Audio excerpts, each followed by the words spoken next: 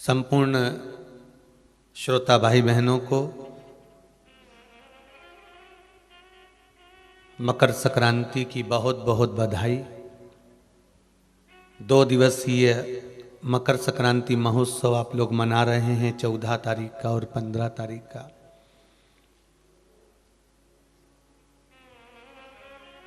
अब बड़ा भ्रम है लोगों को, कोई कहे कि 14 को मनाए कि 15 को मनाए,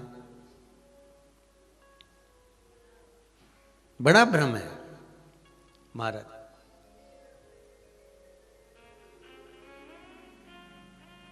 कोई लिख दिया कि 14 को मना लो, दोपहर 2 सवा 2 तक आ जाएगी, फिर किसी ने कह दिया शाम को आएगी, फिर किसी ने कहा कल पहुंचेगी, तो बड़ा भ्रम है। फिर कहा पर्व का स्नान इतने बजे कर लेना, पर्व का स्नान इतनी बजे तक कर लेना। पर अगर शिव महापुराण की कथा तो कहती है 14 और 15 2 दिन अगर मकर संक्रांति है तो आपको समय भगवान के भजन का, दान का, पुण्य का, संकीर्तन करने का और भगवत स्मरण करने का, ये शिवजी ने कृपा कर कर 2 दिन आगे बढ़ा कर दे दिया है कि आप भगवत भजन करो, आप स्मरण करो, आप दान करो। अगर वंचित रह जाओ 14 से तो 15 को कर लो, पर भगवत स्मरण में लगो।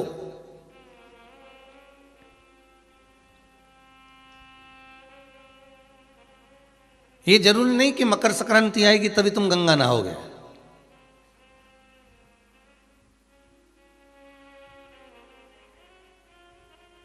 ये जरूरी नहीं है कि दीपावली आएगी तभी तुम दीप जलाओगे।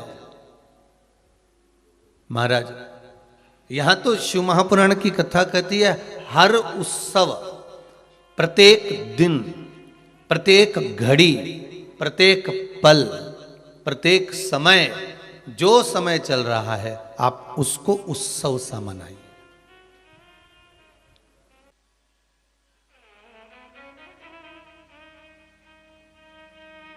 मकर संक्रांति का पर्व है,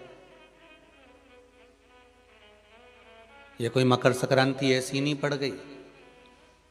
किसी देवता का घर जला था तब जाकर दूसरे घर में प्रवेश किया था, तब मकर संक्रांति हुई थी।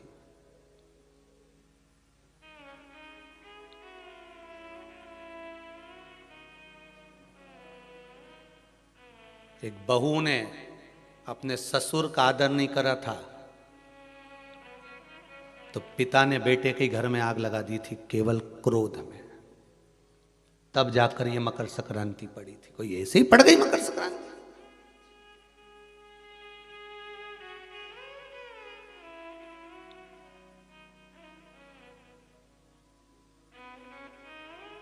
कह दिया आपने तो कि मकर संक्रांति का दान बड़ा प्रबल होता है, पर उस दान की महत्वता क्या है? हमारे शास्त्र क्या कह रहे हैं, हमारे पुराण क्या कर रहे हैं, हमारे वेद क्या कर रहे हैं? हम तो सुनते हुए आए हैं भीष्म पितामह बाणों की सैया पर पड़े तो उत्तरायण सूर्य आने वाला था इसलिए तब प्राण त्यागूंगा।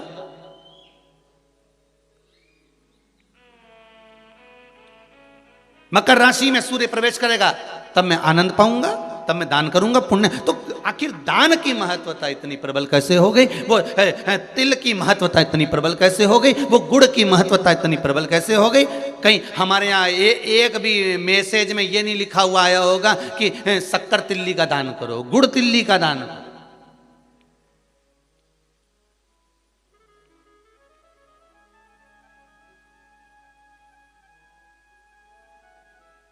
ज्योतिष के हिसाब से तिल शनि है और गुड़ सूर्य है।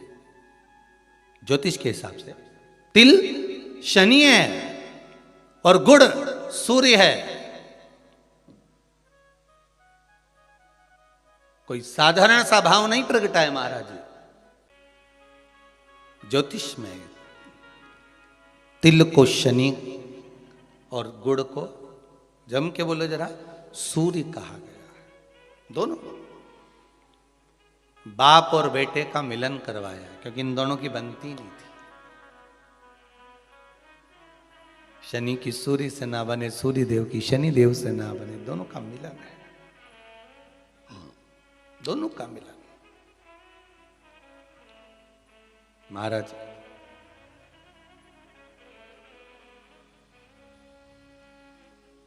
शिव महापुराण की कथा में भाव वर्णन करते हुए मानसरोवर शिव पुराण का स्मरण करें। एक बार सूर्य देव अपने बेटे शनि के घर गए। शनि देव का घर है कुंभ। कौन सा घर है? कुंभ।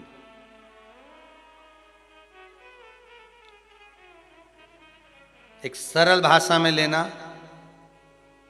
घर में अगर ससुर आए, घर में घर का बुजुर्ग आए, बड़ा आए, तो उसका आदर होना चाहिए कि नहीं होना चाहिए। हमारी शिव महापुराण की कथा तो यहां तक कहती है कि आपकी उम्र से अगर कोई बड़ा आ रहा है तो आपको खड़े हो जाना चाहिए, यहां तक शास्त्र कह रहा है। कोई आदरणीय आ रहा है, कोई गुरुजन आ रहा है, कोई साधु जन, कोई सन्यासी, तपस्वी, साधक, उपासक, ब्राह्मण जन, घर के कोई बड़े, माता पिता, ताऊ ताई, चाचा चाची, जो घर के बड़े आ रहे हैं, अगर कोई वयो आ रहा है, कोई वृद्ध आ रहा है, अपने केवल घर के ही नहीं बाहर का भी अगर कोई बड़ा है, आदरणीय है, सत्कार वाला है, सम्मान वाला है, तो उठ के खड़े हो जाना चाहिए।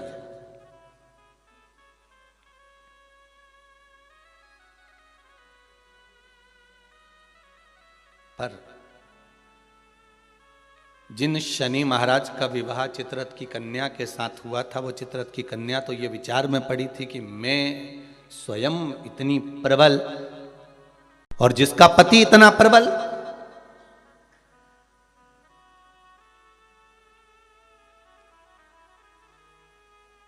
जीवन में कभी अहंकार मत करना। एक बात बहुत बहुत ध्यान रखना साहब, ये जो क्रम है ना, बाहर बहुत प्रसन्न नजर आते हैं, वो भीतर से बहुत रोए हुए होते हैं।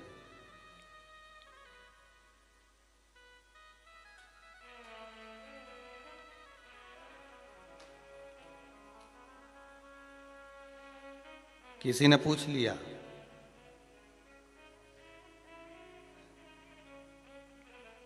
एक बात तो बताओ गुरुजी कि ये शनि महाराज इतना गुस्सा क्यों करते हैं?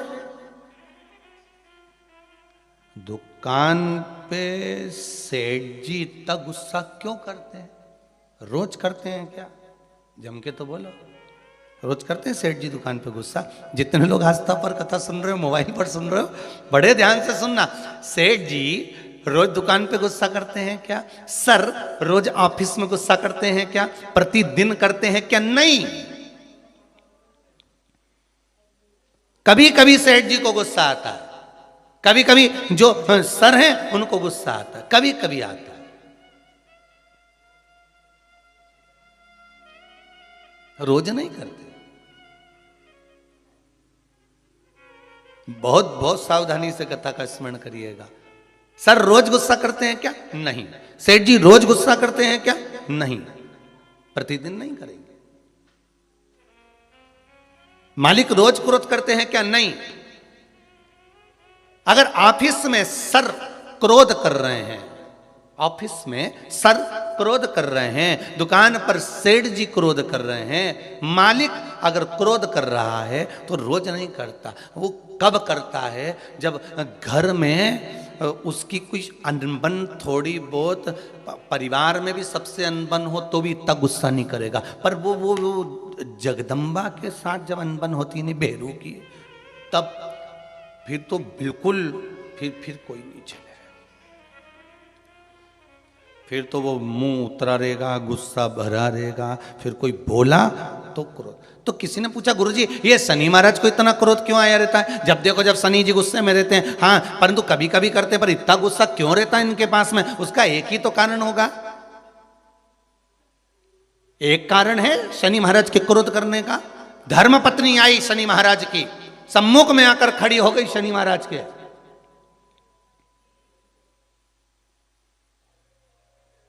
और अपने कार्य में शनि महाराज लगे रहे। माना आप व्हाट्सएप चलाओ, पर घरवाली खड़ी है तो थोड़ा सावधानी से एक बार मुंह से बात तो कर लो।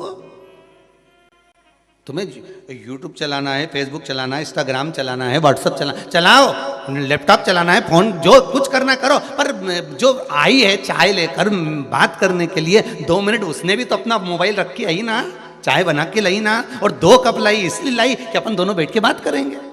तो शनि महाराज जी की धर्म पत्नी भी ये सोच के आई थी कि मेरे प्रभु के पास में बैठकर मैं थोड़ी चर्चा करूं, मैं थोड़ी बात करूं, पर ये तो देखे ही नहीं लगा। आ गया क्रोध, और क्रोध में बस खड़ी होकर बोल दी, मेरा श्राप है स्वामी तुमको। अब देखिए जरा, शनि महाराज की पत्नी, मेरा श्राप है स्वामी तुमको, तुम मुझे नहीं देखे हो, अपने कार्य में लगे हो, मैं श्राप देती हूं, तुम जिस पर दृष्टि दोगे वो जलकर भस्म हो जाएगा। बहुत अच्छे थे शनि महाराज, ऐसा नहीं है, थे अच्छे, परंतु ये जगदम्बा के कारण गुस्सा आ गया बस, और श्राप मिला जिस पे दृष्टि दोगे, बस वो शनि महाराज ने भी सोच लिया अब क्या करूं, श्राप लग गया। भगवान शनि महाराज भी विचार करे कि अब किसी को भी देखूंगा तो, इसलिए शनि महाराज की दृष्टि नीचे रहती है, सामने कभी नहीं रहती। शनि मंदिरों में जितने भी शनि मंदिर हैं, आप सारे शनि मंदिरों में जाकर दर्शन करोगे तो शनि महाराज की दृष्टि सामने है, पर शास्त्र कहता है शनि महाराज ने दृष्टि अपने ऊपर नहीं रखी, नीचे की ओर रखी है, नीचे झुकाकर। अब लोग समझे तो ना, मंदिरों में जितने शनि मंदिर हैं, सब मंदिरों में शनि की दृष्टि सामने रख दी, जो आता है तेल चढ़ाने पूजन करने के लिए दृष्टि सम्मुख होती है। शनि महाराज ने अपनी दृष्टि नीचे रखी है। शनि महाराज दृष्टि कब उठाते? जब किसी को नष्ट करना हो। तुम जिस पर दृष्टि डालोगे वो जलकर भस्म हो जाएगा, ये शनि महाराज की धर्म पत्नी ने कहा है। और आज शनि महाराज जी की धर्म पत्नी जिस घर में निवास कर रही हैं, शनि महाराज जिस घर में निवास कर रहे हैं, उस मकान का नाम क्या है? अभी बताया था, क्या नाम था? कुंभ। अपने भी मकान का नाम होता है ना, कोई ने पितृ कृपा लिख देता है, कोई गुरु कृपा लिख देता है, कोई देव कृपा लिख देता है, कोई लक्ष्मी कृपा लिख देता है, कोई अपने पिताजी का नाम से लिख देता है। मकान का नाम लोग रख देते हैं, ये हमारे मकान का नाम। तो शनि महाराज के घर का नाम था कुंभ। उस कुंभ मकान में शनि महाराज रह रहे थे, पिताजी का आगमन हो गया। बहुत ध्यान से सुनना, ये मकर संक्रांति की कथा है। पहले मिली कि नहीं मिली वो हम नहीं जानते, पर मकर संक्रांति का भाव को जान लीजिए महाराज, कि क्यों महत्व है दान का, गुड़ और तिल्ली का, क्यों महत्व है सूर्य नारायण के पूजन का।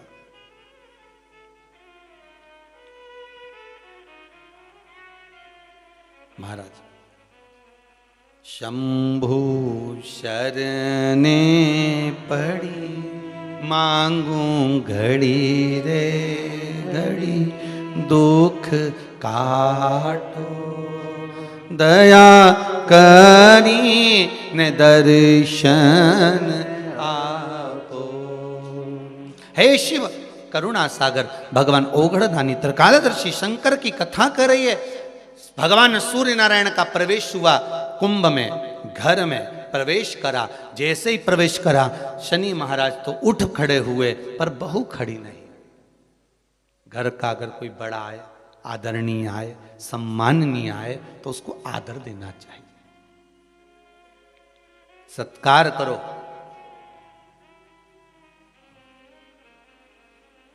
तेरा ही दिया मैंने खाया पिया है, तेरा शुक्रिया है, तेरा शुक्रिया। मुझे भोले बाबा ने बहुत दे दिया है, तेरा शुक्रिया है तेरा, शुक्रिया है। थोड़ा सा आदर करो। अच्छा, दोनों में विचार बड़े विचित्र होते हैं।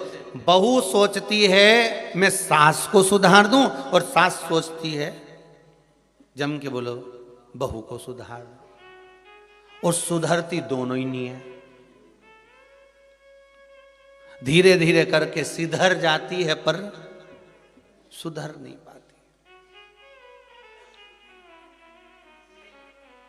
और कितना सुंदर भाव कहा है महाराज, अपन अपने आप को तो सुधार नहीं रहे, सब कुछ सुधार रहे। हमारे घर में शांति नहीं है गुरुजी, बहुत तकलीफ है गुरुजी।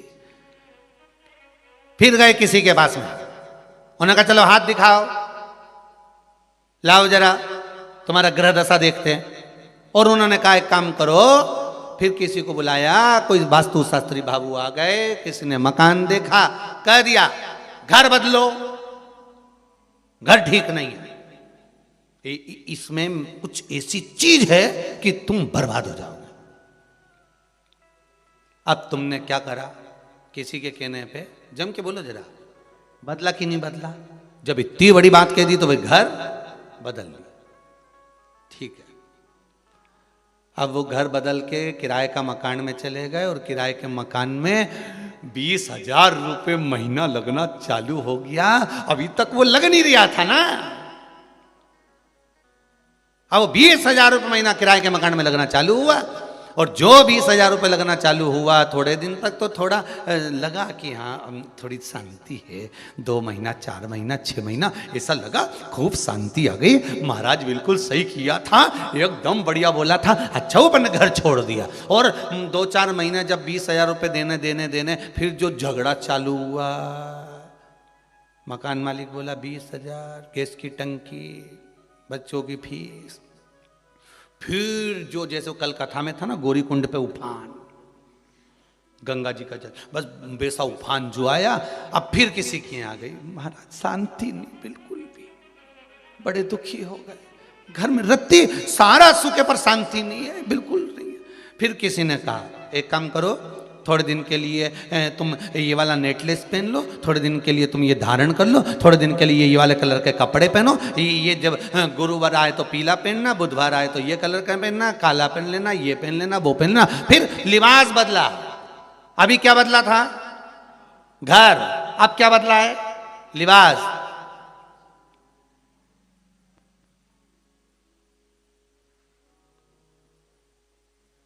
थोड़े दिन अच्छा लगा क्योंकि कपड़े चेंज हो गए, मॉल पे से नए आ गए, तो अभी दुखी भी नहीं होंगे क्योंकि अच्छा लगना।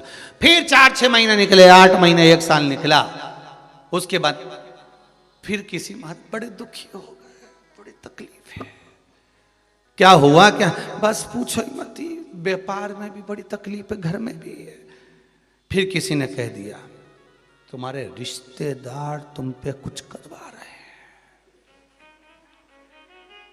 फिर तुम्हारे रिश्तेदार कर रहे हैं। अब क्या करा इसने? रिश्तेदारी छोड़ दी, क्योंकि महाराज जी ने कहा था रिश्तेदार करवा, रिश्तेदारी छोड़ दी। अब अभी क्या बदला था? सबसे पहले जम के बोलते जाओ, घर बदला, फिर लिबास बदला, फिर रिश्ते बदल दिए। अब थोड़े दिन किसी से फोन पे बात नहीं हो रही, किसी से बातचीत बंद हो गई। अब ऐसा लग रहा है वो ही करा रही थी, अब तो अच्छे, हमारा तबीयत भी अच्छी हो गई। अब 2, 4, 8, 15 दिन, 1-2 महीना, 4 महीना, 6 महीने अच्छे रहे, फिर मालूम पड़े तकलीफ आ गई। फिर किसी ने कह दिया, किसी क्या कहे, क्या हुआ? वो तुम्हारा जो सहेली है ना, और वो दोस्त है ना तुम्हारा, बहुत वही सब कुछ कर रहा है। अब बचा कुछ दोस्त बचे थे, सहेली बची थी, तो पहले क्या बदला? घर। फिर क्या बदला? लिबास। फिर क्या बदला? रिश्तेदार। अब क्या बदल रहे हो? एक दोस्त छोड़ा, एक सहेली छोड़ी, दूसरी बना ली। पर शिव महापुराण की कथा कर रही है, जब सब कुछ बदल के देख लो और कुछ बदलने के लिए ना बचे, तो अपने पुराने घर में रहकर अपने आप को बदल कर देख लेना, सब बदला हुआ नजर आ जाएगा। हम खुद को नहीं बदल पा रहे हैं, बाकी के हमने सब कुछ बदल दिया।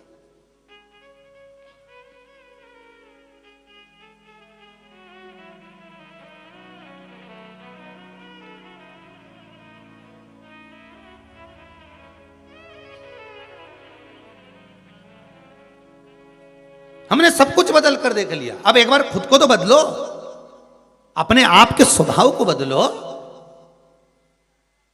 बहू कह रही है मैं सास को बदल दूंगी, सास कहती मैं बहू को बदल दूंगी, अपने आप को तो बदलो, तुम दूसरे को मत बदलो। ना घर बदलने की जरूरत पड़ेगी, ना लिबास बदलने की जरूरत पड़ेगी, ना रिश्तेदार बदलने की जरूरत पड़ेगी, ना दोस्त बदलने की जरूरत पड़ेगी। खुद का नेचर बदल कर देखिए, खुद का स्वभाव बदल कर देखिए, खुद को बदल कर देखिए, आपको सब बदला हुआ नजर आने लगेगा। हम सबको बदलना चाहते हैं, अपने आप को नहीं। और अपने आप को बदलने का समय आता है तो कहते मैं तो जैसी हूं वैसी रहूंगी, बदलना तुमको पड़ेगा। सास कहती है बहू तुझे बदलना पड़ेगा, बहू कहती है तो मैं भी जैसी रहती थी वैसी रहूंगी, डोकरी बदले तो बदल, नहीं तो अपन तो ये मायके चले। अब दोनों नहीं बदल रही, अब ये दोनों तो नहीं बदल रही, पर वो भेरू बेचारा मंदिर का घंटा हो गया। इधर से मम्मी चिल्लाए घंटा बजा के चल जा, इधर से पत्नी चिल्लाए वो भी बजा दे, बीच में लटक रहा बेचारा। और घंटा भी इतना भारी होता है कि हवा में भी हिलता ही नहीं है, तो वो भेरू बेचारा न हिल सकता है, बस लटका हुआ है। तुम्हारी मर्जी पड़े जब आके बजा के चले जाओ। माँ का पक्ष ले तो पत्नी के, तुम तो अपनी माता के गुलाम बने हुए हो, और अगर ये पत्नी का पक्ष ले तो माँ कहती है तू तो जोरी का गुलाम बना हुआ है, बेचारा बीच में लटका हुआ है। बीच में किसके लिए बोले, क्या बोले? इसीलिए शिव पुराण कहती है क्या किसको रोइए चादर तान के, सो याग लगे बस्ती में अपन रहो मस्ती। अब बदल रहे, कौन बदलेगा?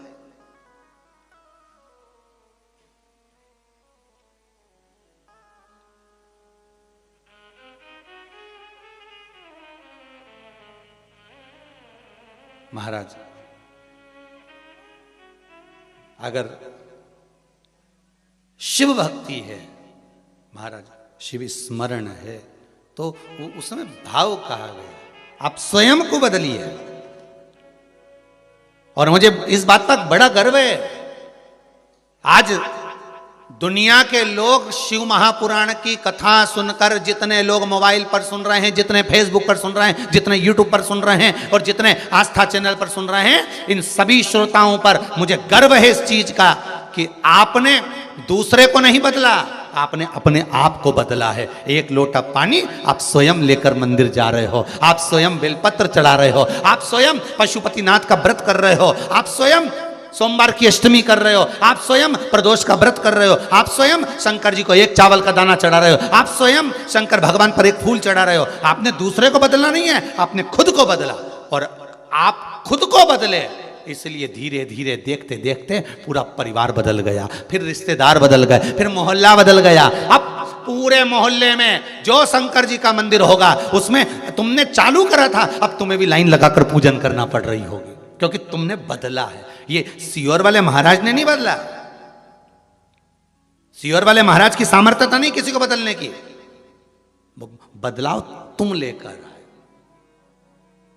कोई कहे सीहोर वाला महाराज कुबेरेश्वर धाम बना रहा, सीहोर वाले महाराज की दम नहीं है दादा, वो तो उसकी घर की छत नहीं बना पाया। कौन बना? कभी आप आए सीहोर में तो हमारे घर की छत देखेंगे ऊपर वाली, तो वो सीमेंट में से भी पानी टपकता, 2 जगह से पोपड़ा नीचे टपक गया, पानी बैठ गया छत में तो वो नीचे टपक गया, सीमेंट का वो प्लास्टर। जिसकी खुद की सामर्थ्यता नहीं घर बनाने की, वो क्या धाम बनाएगा? ये तो कुबेरेश्वर धाम आप सबने बनाया है, आप सबने। एक एक ईंट, एक एक रुपया, एक एक रेत का कण कण, या जितने कंकर पड़े हैं ये सब आप ही के शंकर हैं, आपने संजो कर लगाया है तो बना है, सामर्थ्यता नहीं किसी की। आज हम कहें कि ये गुप्ता परिवार कथा करा रहा है इछावर से आकर, या भवानी मंडी से आकर ये मंगल परिवार कथा करा रहा है, या ऑस्ट्रेलिया का वो शर्मा परिवार कथा करा, नहीं नहीं नहीं, ये तो प्रभु कृपा हुई है इन पर। और सबसे ज्यादा कृपा तो आप लोगों पर हुई है जितने श्रोता कथा सुन रहे हैं, और वो भी मकर संक्रांति के पर्व पर कई लोगों को नहीं मालूम होगा कि ये भगवान शनि महाराज के घर में आग लग गई थी। भगवान पिता ने आग लगा दी थी अपने बेटे के घर में, और फिर बेटे ने दूसरा घर का निर्माण करा था। एक घर था कुंभ, फिर इस कुंभ घर में आग लगी थी, तब दूसरा घर बना था मकर। फिर मकर घर में भगवान सूर्य नारायण आए, उनका आदर हुआ, तब जाकर ये मकर संक्रांति हुई। कोई ऐसी हो गई क्या मकर संक्रांति?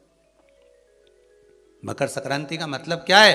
क्यों कहते हैं कि ये 13-14 चीजें आप लोग बांटते हो ना, तो किसको बांटते हो? तुमसे छोटी उम्र वाले को बांटोगे? सास क्या बहू को देगी सामान? सास बहू को देती है क्या सामान? नहीं। बहू किसको देती है? सास को। बहू किसको देती है? जेठानी को। बहू सामान किसको देती है? ननन को। बहू सामान किसको देती है? कोई मोहल्ले में कोई बड़ी उम्र की कोई बहुएं हों, बड़ी उम्र के जो लोग हों, सौभाग्यवती नारी हो, उसको ये 13-14 चीजें दी जाती है। जो भी आप बांटते हो, टीकी का पत्ता हो, सिंदूर की डिब्बी हो, मेहंदी हो, कोण हो, जो भी आप बांट रहे हो, लाली भी बांट देते कई तो, उनका क्या है? तो ये जो चीज आप लोग बांटते हो, ये किसको देते हो आप लोग? किसको प्रदान करते हो? छोटे को नहीं, घर से बड़े को, जो आपके अवस्था से बड़े हैं, जो आपसे बड़े हैं, आप उनको दे दें। क्यों देते हैं बड़ों को? ये यहां आदर का भाव दिखाया गया, यहां आदर दिखाया गया कि यहां कुंभ में शनि महाराज अपने घर में रह रहे थे, सूर्य नारायण भगवान का आगमन हुआ, आज बेटे से मिलने का भाव जागृत हुआ और कुंभ में प्रवेश कर गए। जैसे ही घर में प्रवेश करे, अब घर में प्रवेश करे तो आदर का भाव होना चाहिए था महाराज, आदर का भाव प्रकट होना चाहिए था। अभी कथा में कहा था, कोई घर का बड़ा आए, बुजुर्ग आए, आदरणीय आए, सम्माननीय आए, आपके पास में कितनी भी दौलत हो, कितनी भी संपदा हो, कितना भी धन हो, कितना भी वैभव हो, आप कितनी भी अच्छी कंपनी में जॉब कर रहे हो, आप कितनी भी अच्छी जगह पर पोस्ट पर बैठे हुए हो, आप कितनी भी अच्छी नौकरी कर रहे हो, चाहे आपके पास में बड़े से बड़ा पद क्यों ना हो, पर आपके भीतर बड़ों के पीछे, बड़ों के प्रति सम्मान भाव उत्पन्न होना चाहिए। सम्मान का भाव, एक आदर का भाव। आज सम्मान का भाव प्रकट करिए, आदर का भाव प्रकट करिए।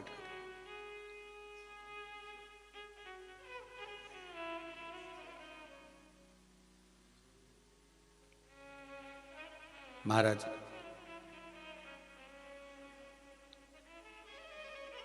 भगवान कुंभ के शनि महाराज के घर में प्रवेश करे।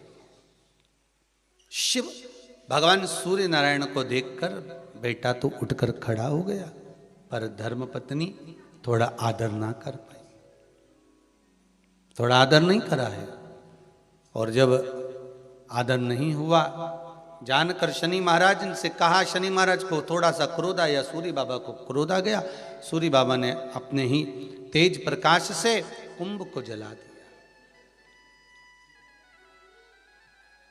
जिस घर का तुझे अभिमान है, जिस घर का तू अभिमान बनाकर बैठा है, जा, तेरे ही घर को मैं श्राप देकर जला देता हूं। बहुत ध्यान देना महाराज, ये कोई साधारण सी कथा नहीं है मकर संक्रांति की। राम घाट से आज की कथा चालू हुई है, राम घाट से। और बहुत ध्यान देने वाली बात है, शनि महाराज का घर जला था पिता के सम्मुख में। उसका एक कारण है, जिस घर में बड़ों का आदर नहीं होता, सम्मान नहीं होता, सत्कार नहीं होता, वो घर में भले फ्रिज, कूलर, वॉशिंग मशीन, जमीन जायदाद सब बढ़ सकती है, पर उसका वैभव, उसका यश और आरोग्यता नहीं आ सकती।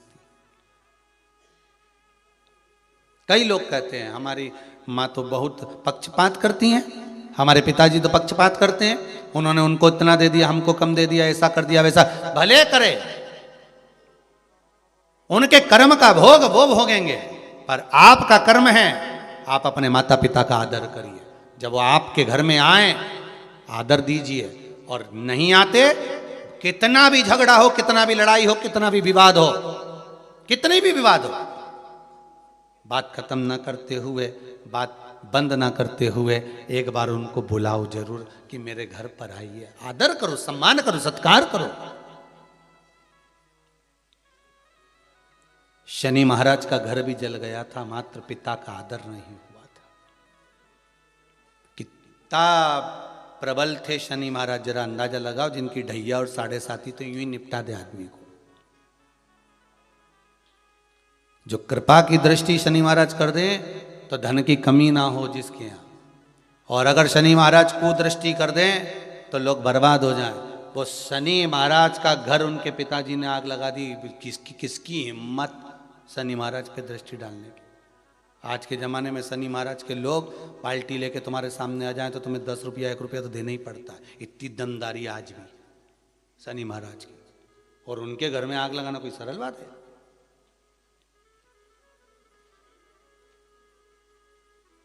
सीधा सीधा बोल्ड आदमी से भिड़े हैं, सीधी बात।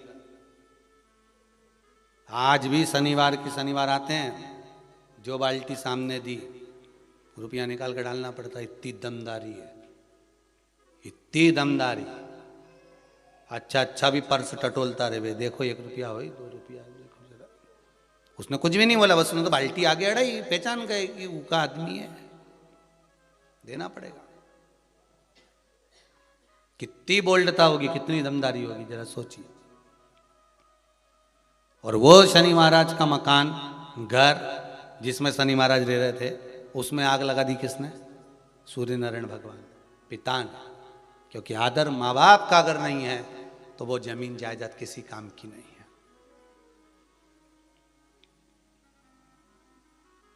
जिस घर में माँ बाप की इज्जत नहीं होती, उस घर में देखना कभी बरकत नहीं होती। जहां आदर नहीं, सम्मान नहीं, सत्कार नहीं, मदन दौलत का। आग लगा दी, कुंभ जल गया। जैसे कुंभ जला, शनि महाराज की आंख से जल बहने लगा। शनि महाराज की आंख से जल, नैनों से जल बह रहा। धामनी आई,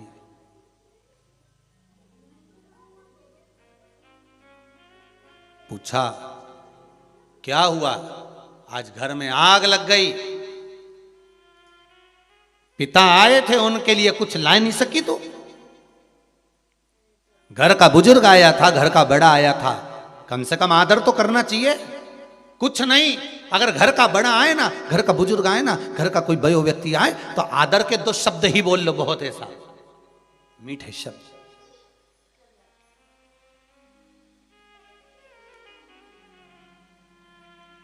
जोधपुर की सरदारपुरा की कथा जब हुई थी तो उस कथा में कहा था जोधपुर में कि अगर कुछ नहीं दे सकते किसी को, मकर संक्रांति पर आपके पास में देने के लिए अगर चावल नहीं है, खिचड़ी नहीं है, लड्डू नहीं है, गुड़ नहीं है, तिल नहीं है, 1 रुपया भी दान करने के लिए अगर आपके पास में नहीं है, तो हमने उस सरदारपुरा की कथा में सत्संग भवन में कहा था, कुछ भी नहीं आपके पास में तो आपकी वाणी तो है ना, प्रेम के बोल बोल लीजिए, राम नाम, कृष्ण नाम, शिव नाम का दान दे दीजिए। श्री शिवाय नमस्तुभ्यम, ये दान दो।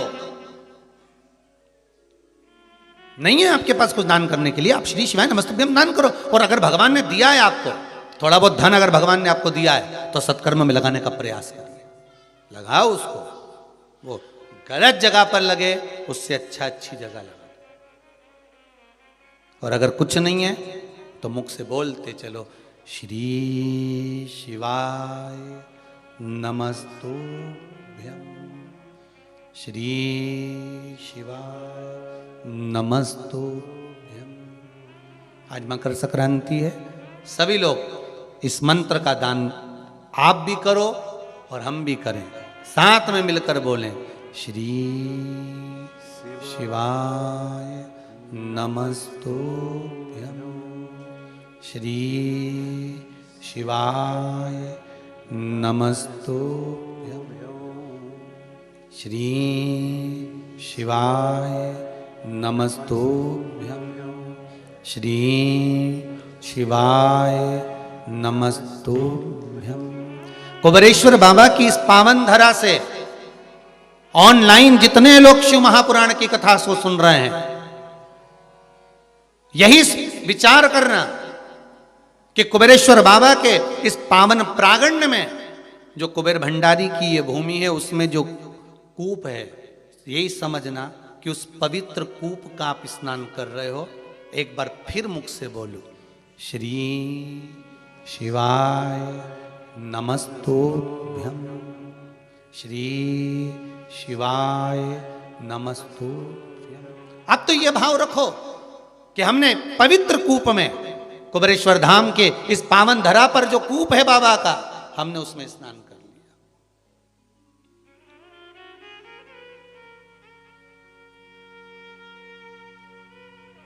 मंत्र का दान दे दो, नहीं है कुछ, मंत्र का दान दीजिए। राम नाम, कृष्ण नाम, शिव नाम दान दो। महाराज कुंभ जल गया। शनि महाराज ने अपनी पत्नी से कहा, देखो कुछ बचा है घर में, कुछ बचा है घर में, देखिए जरा। शनि महाराज की धर्म पत्नी दौड़ कर गई है और जाकर देखा तो धधक धधक कर जल रहा था, कुछ भी नहीं बचा था, कुछ भी नहीं है।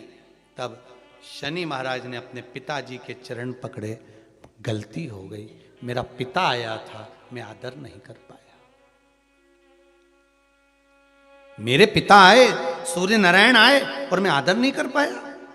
विनती करता हूं, निवेदन करता हूं, पिताजी आप, मैं दूसरे घर का निर्माण करता हूं, उस घर में आप जरूर आना पिताजी। मुझसे जो बनेगा मैं आदर के भाव रख दूंगा, मुझसे जो बनेगा मैं आदर का भाव रखूंगा। सूर्य नारायण भगवान बोले कि आज तेरे पास में कुछ खाने के लिए नहीं है? माना मैंने तेरे घर में आग लगा दी, माना तेरे घर में कुछ भी नहीं है, पर कुछ तो होगा, कुछ तो होगा।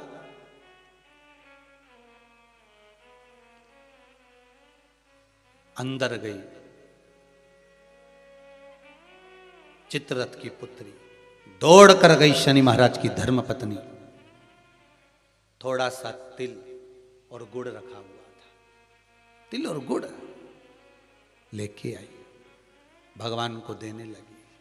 सूर्य नारायण भगवान ने कहा, तेरे घर को आग मैंने लगाई है, इस तिल और गुड़ को तो मैं उस दिन लूंगा जिस दिन तू नए घर में प्रवेश करेगा,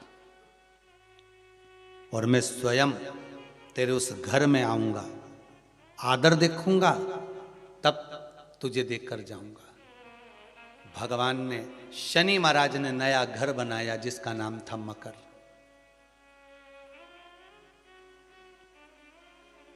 उस कुंभ में आग लगाई, मकर में भगवान शनि महाराज ने बार बार अपने पिताजी को आदर कर कर कहा, पिताजी पधारो, पिताजी पधारो। पिताजी कहते हैं, जब उत्तरायण भाव में भ्रमण करते हुए आऊंगा, सब देवताओं के घरों में प्रवेश करते करते आऊंगा, तब शनि तेरे घर में भी प्रवेश करूंगा। तब मकर में प्रवेश किया तो शनि महाराज की पत्नियां दौड़कर तिल गुड़ से अपने पिता का आदर करने लगी। जानकर सूर्य नारायण भगवान ने वर प्रदान कर दिया। आज मैंने इस मकर राशि में प्रवेश करा है, मकर के अंदर प्रवेश करा है, जो मुझे गुड़ और तिल्ली का दान देगा, सूर्य को अर्घ देगा, सूर्य का स्मरण करेगा, मेरा स्मरण करने वाला कभी खाली नहीं रहेगा। जैसे शनि को नया भवन दिया, जो मुझे आनंद से स्मरण करेगा, आज के दिन जो दान पुण्य भजन कीर्तन स्मरण करता है, पुराण और वेद को श्रवण करता है, मेरी पावन चरित्र को सुनेगा, उसको भी मैं नूतन नूतन भाव प्रदान करता रहूंगा, नूतन भाव। इसलिए होती है मकर संक्रांति और तिल और गुड़ का दान। मैं धन्यवाद दूंगा सभी श्रोता भाई बहनों को जिन्होंने गौ माता के लिए गुड़ के दान के लिए शुल्क जमा कर कर यहाँ पर मैसेज किया, उसके लिए भी धन्यवाद है। जो शिव मंदिर के लिए दान दे रहे हैं। और एक निवेदन करूँगा आप सबको, आजीवन भोजन भंडारे वालों को खास तौर से कहूँगा कि आप लोग जो आजीवन भोजन भंडारे के सदस्य बन रहे हो, उनसे निवेदन है कि अगर 14 तारीख और 15 तारीख को आजीवन भोजन भंडारे के सदस्य बन रहे हो तो अलग से कोई तारीख मत लिखाओ।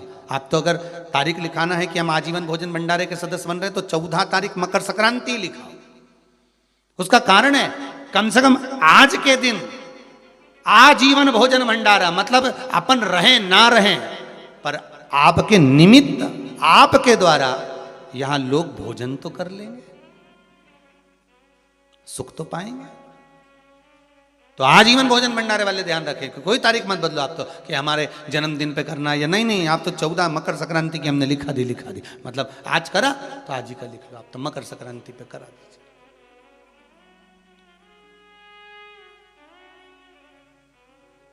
सिद्धता भगवान सूर्य नारायण कर रहे हैं, भगवान भास्कर देव कर रहे हैं। सुनो शनि, तुम नए घर में प्रवेश करे हो, इसलिए तुम्हारे घर में मैंने प्रवेश करा है। जो मुझे तिल का और गुड़ का भाव देगा, दान पुण्य स्मरण करेगा, मकर राशि के अंतर्गत मैं प्रवेश करा हूं, तुम्हारे घर में संपदा की वृद्धि होगी। दान धर्म पुण्य संकीर्तन स्मरण ये कभी घटता नहीं। और आप सभी को मकर संक्रांति के पावन अवसर पर बहुत बहुत बधाई देते हुए भाव प्रकट कर रहे हैं कि कम से कम आपने मकर संक्रांति की कथा को श्रवण तो करा, जनमानस तक ये कथा पहुंची तो सही। और मुझे विश्वास है कि ये कथा केवल आप सुने यहीं तक मत रहने देना, इस कथा को जन जन तक पहुंचा दो, जन जन तक भेजिए इस कथा को कि मकर संक्रांति पर क्यों गुड़ और तिल का दान होता है, किस लिए होता है। माता पिता का आदर कराए, इसलिए आज भी कुछ चीजें घर के बुजुर्गों को दी जाती है, बड़ों को दी जाती है, छोटों को नहीं, बड़ों को देते, आदर का भाव। इस मकर संक्रांति पर केवल लोगों ने कह दिया कि पतंग उड़ा लो, तो कितनी अच्छी बात है, हिंदू धर्म में कम से कम एक दिन दिया, उड़ा लो जितनी मैंने उड़ाओ, पर एक ही दिन उड़ाना रहे और एक ही दिन काटना। बाकी के दिनों में ना तो किसी के बारे में उड़ाना और ना किसी की काटना।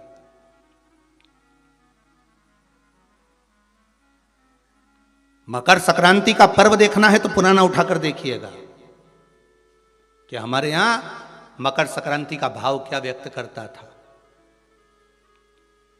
क्या कहता था। ना तो किसी के बारे में उड़ाओ और ना काटो। किसी की बहन बेटी जा रही है उसकी उड़ा दी, कोई का लड़का है तो उसकी उड़ा दी, कोई की सास है तो उसकी, कोई का ससुरा है तो उसकी, कोई गुरु है तो उसकी, कोई ब्राह्मण है तो उसकी, कोई बड़े से बड़ा मठाधीश पीठाधीश संत महात्मा जोगी सन्यासी तपस्वी जिसको तुम जानते तक नहीं, किसी की बहू बेटी को तुम पहचानते तक नहीं, किसी व्यक्ति को तुम पहचानते तक नहीं, एक बार नहीं मिले, बस एक व्यक्ति ने उड़ाई तो इन्हें भी ढील दे के उड़ाई। अब वो एक ने उड़ाई तो तुमने भी उड़ा दिया। अरे हमारे यहाँ तो हिंदू धर्म में एक दिन दिया है मकर संक्रांति का दिन कि खूब छत पर जा उड़ा ले जितनी उड़ाना है, पर किसी की गलत शब्द से मत उड़ाना, किसी के लिए आड़ा टेढ़ा मत बोलना, किसी के लिए ऐसा मत बोल जाना क्योंकि तुम उसको पहचानते ही नहीं हो, बस उसने उड़ाई तुम उसके साथ मिल गए, दे ढील, सर्किल तो तुम ही पकड़े थे। उड़ाए जा उड़ाए जा उड़ाए जा। उन्हें उसकी बेटी के लिए कुछ कहा, 4 लोगों ने मिलकर और कह दिया, 5 लोगों ने मिलकर और कह दिया। किसी के बहू के लिए कहा, एक ने कहा, दूसरे ने फिर कह दिया, 4 ने मिलकर फिर कह दिया। किसी के बेटे के लिए कहा, किसी गुरु के लिए कहा, किसी ब्राह्मण के लिए कहा, किसी संत के लिए कहा, किसी साधु के लिए कहा। किसी ने एक संत पर उंगली उठाई, सबने उड़ाना चालू कर दिया। किसी ने एक गुरुजन पे उंगली उठाई, सबने उड़ाकर चालू कर दिया। हम उड़ा रहे, ना तो जानते ना पहचानते, ना देखा ना भाला, ना कभी उससे मिले ना जाने, बस उसने उड़ाई थी और तुमने जरखिल से ढील देके उड़ाना चालू कर दिया।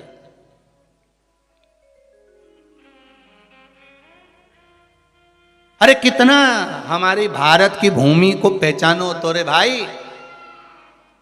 ये वो भारत की भूमि है जहां मोहल्ले में एक दुकान लगी हुई है और एक दुकान की अगर बोनी नहीं होती थी तो दूसरी दुकान वाला अन्न नहीं खाता था।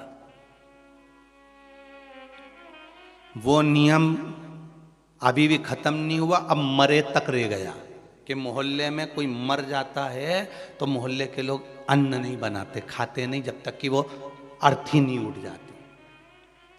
पर आज के समय में तो वो भी गया, ये तो अंदर जाके समोसा निपटा लेता है। तो का आज के समय में कौन रुकता है? मोहल्ले में मरा, पर पहले नियम था कि एक मोहल्ले में जितनी दुकान होती थी उस दुकान के बाहर एक कुर्सी रखी होती थी। प्रत्येक दुकान के बाहर एक कुर्सी रखी होती थी। ग्राहक आता था, कुर्सी पर बैठता था, कुर्सी पर बैठता, सामान खरीदता, सामान खरीदा जिसकी दुकान से कुर्सी, उस दुकान को जब बाहर रखी थी वो कुर्सी फिर अंदर रख लेता था। अब जिसकी दुकान में कुर्सी अंदर चली जाती थी, उस दुकान पर अगर कोई सामान खरीदने आता था तो जो दुकान का मालिक है वो कहता था भैया ये सामान मेरे पास में नहीं है, सामने वाली दुकान पर है, वहां चले जाओ। सामान इसके पास रहता था पर नहीं देता था, क्योंकि इसको मालूम है कि मेरी बोनी हो गई है पर सामने वाले की बोनी नहीं हुई है, इसलिए वो कहता था सामने वाली दुकान पे मिल जाएगा, मेरे यहाँ नहीं है। जब वो सामने वाली दुकान पर जाता था, कुर्सी पर बैठता था, सामने वाला उस कुर्सी को उठाकर अंदर रख लेता था। फिर कोई उसकी दुकान पर जाता था, भैया ये सामान है क्या? तो क्या हमारे पास नहीं मिलेगा, वो तीसरी दुकान पर मिलेगा, उसकी यहाँ भेज देते थे कि वहां चले जा, वहां कुर्सी पर। क्यों? क्योंकि अगर हमारे लाइन में, हमारी पट्टी में, हमारे मोहल्ले में अगर किसी एक दुकानदार का अगर बोनी नहीं हुई, बिक्री नहीं हुई, तो फिर हमारा भोजन करना व्यर्थ है। ये हमारा हिंदू धर्म था, ये मेरी भारत भूमि का गौरव था। और एक आज का जमाना, जो मिल जाए जितना मिल जाए निपटा लो, फिर मौका मिले कि नहीं मिले। आज के जमाने में बस निपटाओ, अपन तो काटो, दे के काटो।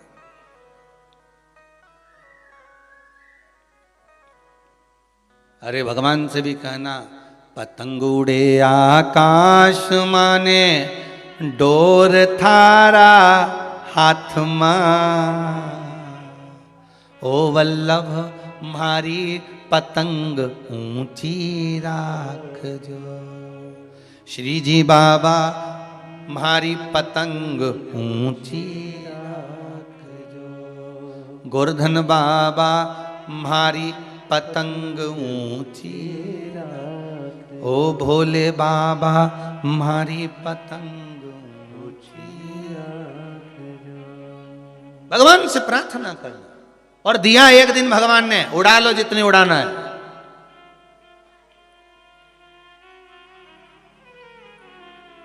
उड़ा लो।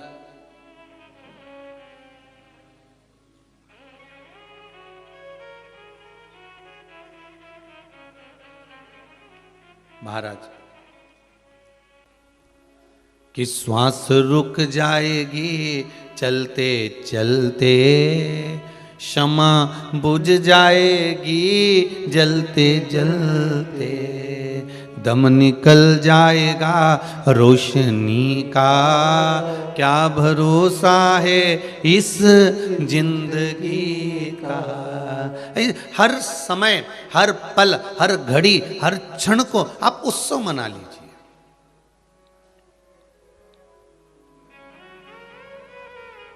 प्रत्येक क्षण को आप उत्सव में लीजिए, प्रत्येक घड़ी को, प्रत्येक पल को आप उत्सव मना लीजिए।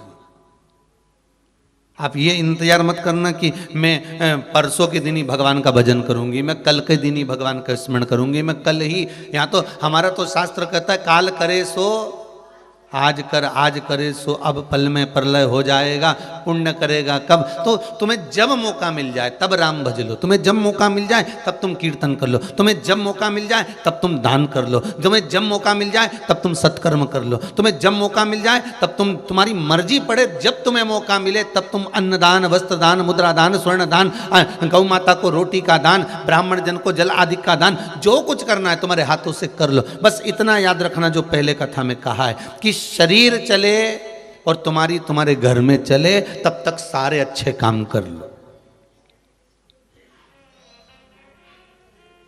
शरीर चले और तुम्हारे घर में चले, जब तक अच्छे काम कर लो। शरीर चलना बेकार हो जाएगा, बंद हो जाएगा, तो तुम कोई अच्छा काम नहीं कर पाओगे, पलंग से नहीं उठ पाओगे, इधर उधर जा ही नहीं पाओगे, कथा सत्संग भजन कीर्तन कहां कर पाओगे। पलंग पे पड़े हो, बच्चों से कह रहे हो जला रिमोट ला दे, सीओर वाला महाराज की कथा आ रही होगी, मेरे को चालू करना, और बच्चा कह नहीं हम तो डोरेमोन देखेंगे। है? तो कहा, फिर माँ ने कहा ला ला जल्दी से मेरे को रिमोट ला कर दे, कथा आ रही होगी, 1 बज गई है, कथा चालू हो गई होगी महाराज की, शिव महापुराण की कथा श्रवण करना है। तो बच्चे कह नहीं नहीं हम छोटा भीम देखेंगे, हमें नहीं देखना। अब तुम बच्चों को समझाओगे भी तो कहां समझना उसको। तो महाराज जब तक शरीर चले और तुम्हारे घर में चले तब तक सारे पुण्य करो, दान करो, सत्कर्म करो, भजन करो, कीर्तन करो। किसी घड़ी का, किसी समय का इंतजार मत करना, श्वास का कोई भरोसा नहीं, कोई भरोसा नहीं श्वास का। अभी चल रही है, फिर चले ना चले। महाराज साथ देती नहीं ये किसी का,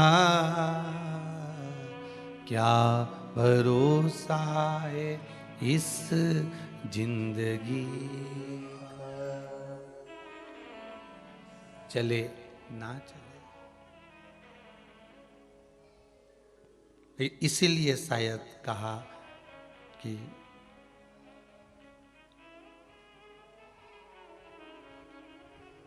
वो कहते हैं ना कि तेरा पल पल बीता जाए, मुख से जप ले नमः शिवाय, ओम नमः शिवाय, ओम नमः शिवाय, ओम नमः शिवाय, ओम नमः शिवाय। ये मौका मिला है भगवत स्मरण करने का, भजन करने का, कीर्तन करने का, मंत्र जाप करने का, ये मौका मिला है, इसको त्यागना नहीं है हमको।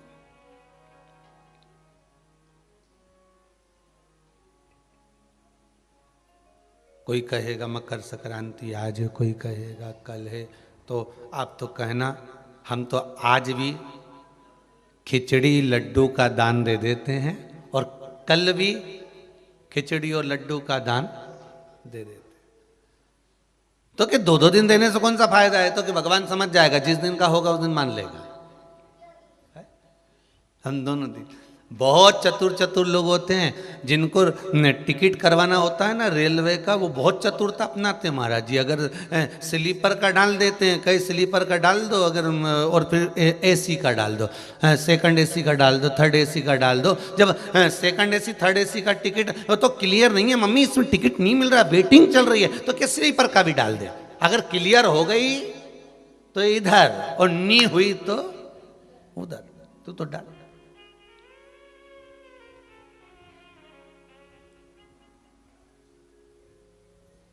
जो टिकट करवाने वाले होते हैं ना, बड़ा बड़ा चतुरता रखते हैं महाराज, इधर भी रख दिया सेकंड एसी में भी, थर्ड एसी में भी, और स्लीपर का भी डाल दिया।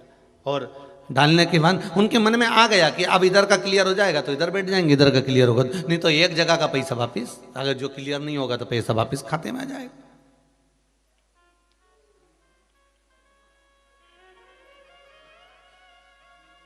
महाराज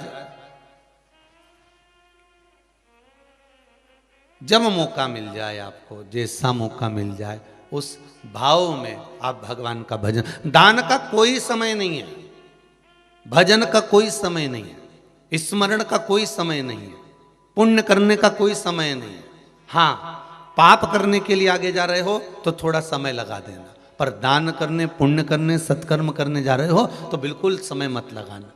भजन करने जा रहे हो बिल्कुल समय मत लगाना। शंकर जी के मंदिर में पूजन करने जा रहे हो बिल्कुल समय मत लगाना। श्री शिवाय नमस्तुभ्यम का मंत्र जाप करने जा रहे हो बिल्कुल समय मत लगाना। और कहीं ऐसा जरूरत पड़ रही है कि यहाँ झूठ बोलने जाना है, कपट करने जाना है, बेईमानी करने जाना है, प्रपंच करने जाना है, कुछ गलत काम करने जाना है, तो थोड़ा समय लगा देना। मैं एक विचार कर रहा हूँ, आधे घंटे बाद बताऊंगा, मैं आधे घंटे से सब चीज बता दूंगा। मैं विचार कर रहा हूँ और फिर फोन करेगा वो, भैया देखो वो बहुत जरूरी काम है, तुम कर लोगे क्या? मैं बस 1 घंटे में, अगर कोई गलत चीज़ है, अगर कोई गलत काम है तो उसमें आप थोड़ा समय लगा दीजिए। मैं आधे घंटे से बताऊंगा, 1 घंटे से बताऊंगा, 2 घंटे से बताऊंगा। और कोई पुण्य का कार्य है, सत्कर्म है, भजन है, कीर्तन है, मंत्र जाप है, नाम जाप है, तो तुरंत मैं बस आ ही रहा हूँ। अभी अभी आया मैं शिव जी के मंदिर, तू चल, मैं पहुंचा, अब भी पहुंचा मंदिर।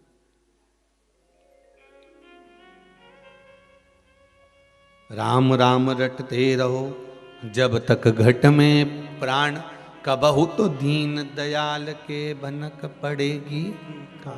अब रटते रहो, भगवान का भजन स्मरण करते रहो। आवाज पकड़ रहा थोड़ा, भगवत भजन में लग जाओ, भगवत स्मरण में रम जाओ। महाराज शिव महापुराण की कथा कह रही है।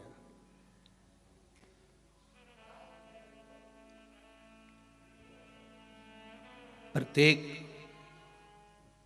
पवित्र नदी पर अगर आप जाएंगे, प्रत्येक पवित्र नदी पर, आज मकर संक्रांति का पर्व है, आज और कल 2 दिन, प्रत्येक नदी पर, प्रत्येक पावन नदियों पर आप जाएंगे तो वहां पर एक घाट मिलता है, जिस घाट का नाम होता है राम घाट। बोलो सही है कि गलत है? कौन सा घाट है वो? राम घाट।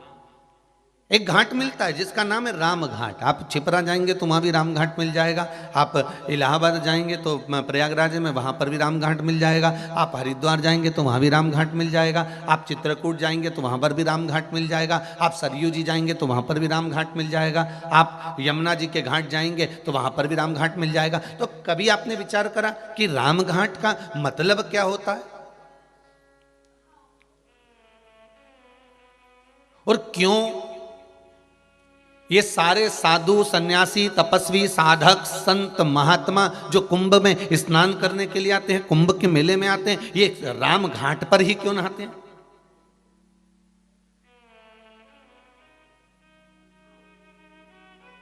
कभी मन में विचार करिएगा कि राम घाट क्यों?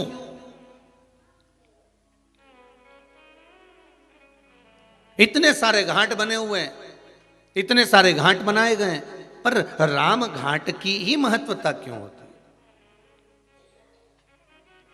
राम घाट का मतलब क्या होता है? राम घाट का मतलब है क्या?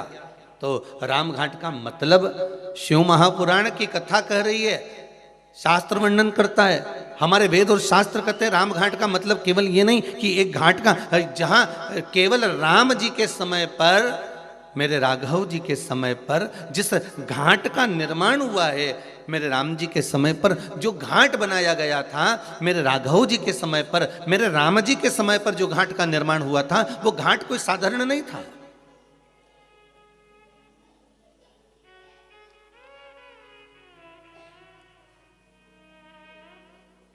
पूर्व में जितने घाट बने हैं, पूर्व में जितने घाटों का निर्माण हुआ है, उसके आगे भी उसके पीछे भी, तो जितने घाट बने, मेरे राघव जी के पहले भी राघव जी के बाद भी जितने घाट बने, सारे घाटों में महाराज सारे घाट अलग अलग बनाए जाते थे। ब्राह्मण के लिए ये वाला घाट है, क्षत्रिय के लिए ये वाला घाट है, वैश्य के लिए ये वाला घाट है, शूद्र के लिए ये वाला घाट है, अन्य जीव यहाँ घाट पर जाएंगे महाराज, पशु इस घाट पर जाएंगे, पक्षी इस घाट पर जाएंगे।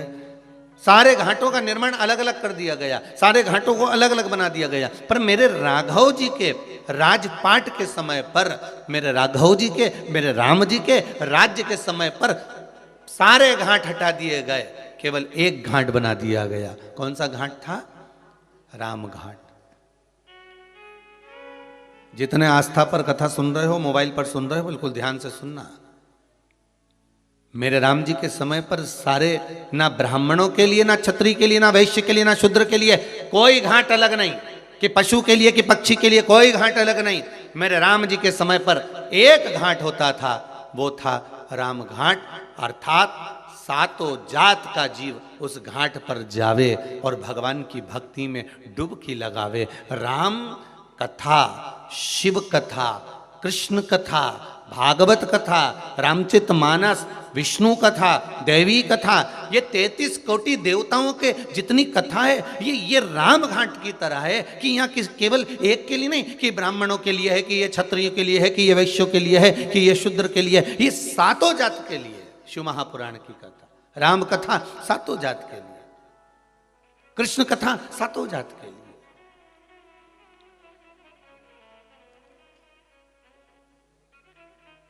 जितनी नदियों पर, पवित्र नदियों पर जाइए, एक घाट जरूर मिलेगा, राम घाट। राम घाट की महत्वता कि जहां सब कोई चले जाए, सबका स्नान हो जाए, सब आनंद में वहां पर पहुंचे महाराज।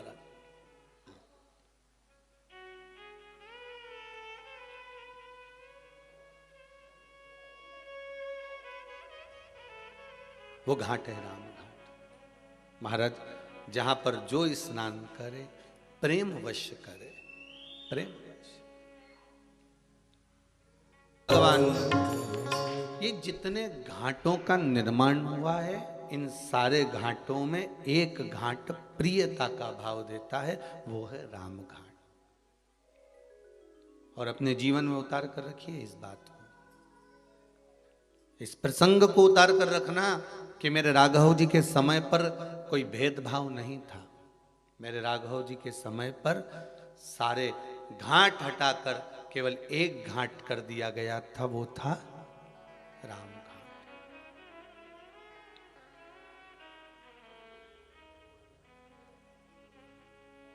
नहीं मालूम हमको, हम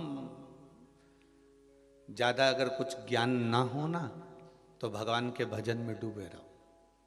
हम नहीं जानते ना पोथी ना पुराण, हमें नहीं मालूम कि कब क्या है। हम तो इतना जानते हैं कि भगवान का भजन कर लो और इन दोनों हाथों से दान कर लो और भगवान की कथा को श्रवण कर लो, नयनों से भगवान का दर्शन दीदार कर लो, इस जिह्वा से भगवती स्मरण कर लो।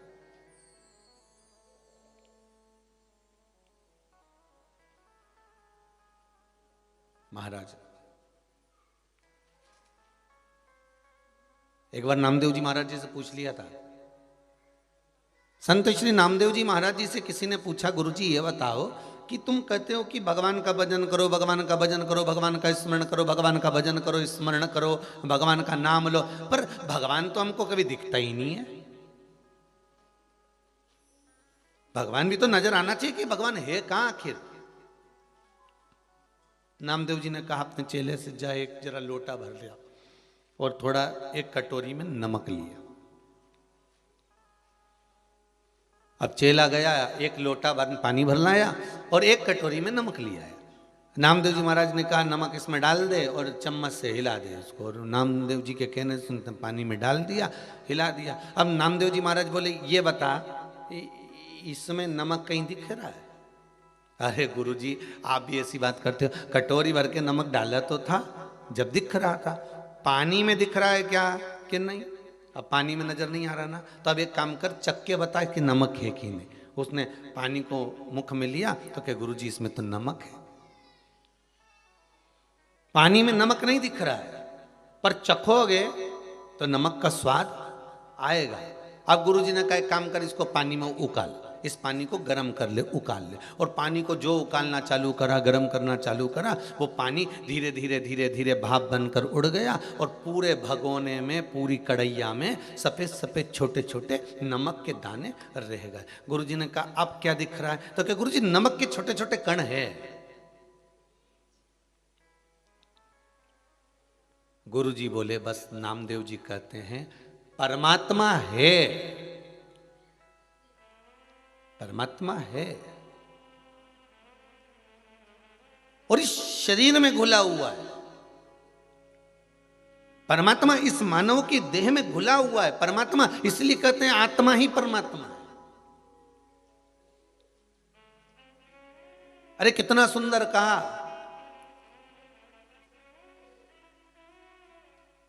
किसी को झूठ बोलकर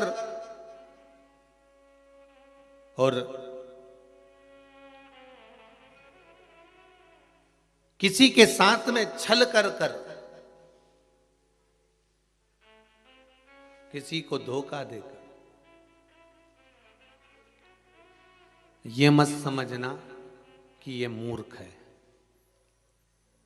किसी के साथ झूठ बोलकर, किसी के साथ छल कर कर, किसी को धोखा देकर, ये मत सोचना कि ये मूर्ख है, ये पागल है, इसमें अक्ल नहीं है। अरे भाई, वो मूर्ख नहीं है। ये विचार करना कि ये किसी को धोखा दो और किसी का झूठ बोलो उसके सामने और छल करो, धोखा दो, तो ये मत सोचो कि ये मूर्ख है, समझता ही नहीं है। बल्कि ये सोचो कि उसने विश्वास कितना करा होगा आपके ऊपर कि सर्वस्व आप पर छोड़ रखा था, सर्वस्व छोड़ रखा था। वो मूर्ख नहीं है, उसका विश्वास है। एक पति पत्नी को जानकर ये विचार ना करे कि ये मूर्ख है, इसमें तो अक्ल नहीं है। नहीं, पूरा परिवार छोड़कर आई है वो, पूरा घर परिवार कुटुंब कबीला सब छोड़कर आई।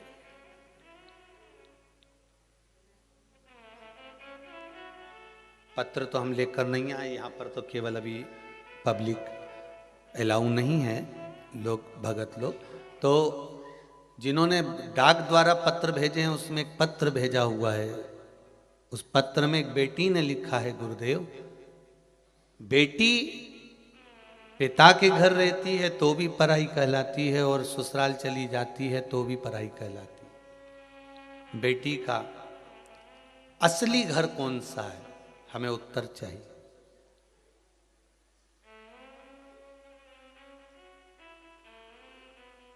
उसका सही घर कौन सा है?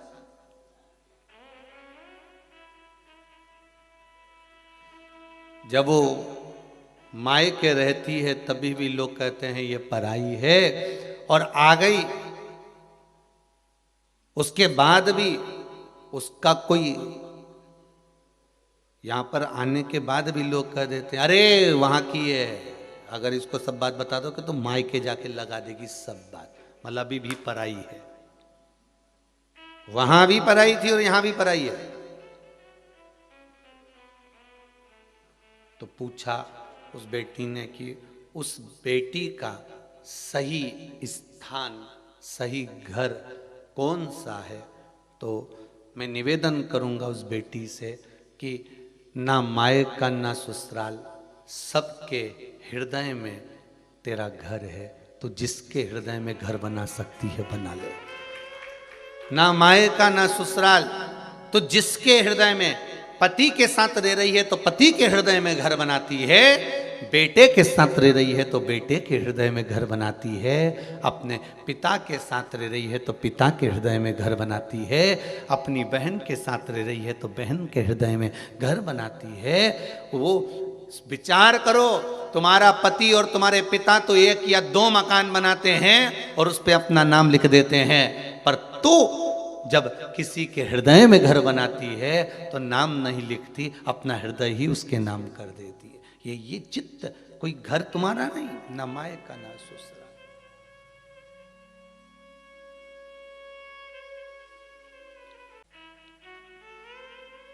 शंभु शरणे पड़ी मांगू घड़ी रे घड़ी, दुख काटो दया करी न दर्शन आपो। तो निवेदन है, किसी के साथ झूठ करना, किसी को धोखा देना, किसी के साथ छल करना, तो ये विचार मत करना कि वो मूर्ख है, वो पागल है, उसमें अक्ल नहीं है। अक्ल बहुत है, पर ये विचार करना कि अक्ल नहीं, उसका विश्वास तुम पर इतना था, इसलिए उसने ना कुछ देखा ना जाना, बस सब छोड़ दिया तेरे ऊपर, और तुमने उसको मूर्ख समझ लिया।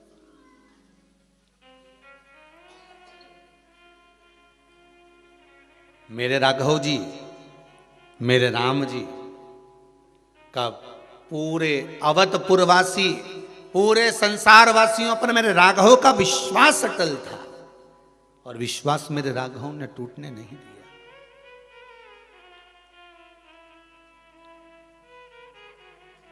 विश्वास मेरे राघव ने टूटने नहीं दिया। भरोसो दृढ़ चरणन केरो। तो आपका मन करे तब आप दान करो, आपका मन करे तब आप पुण्य करो, आपका मन करे तब आप सत्कर्म करो, पर इस शरीर को गंवाने से पहले रामकृष्ण शिव का स्मरण करो।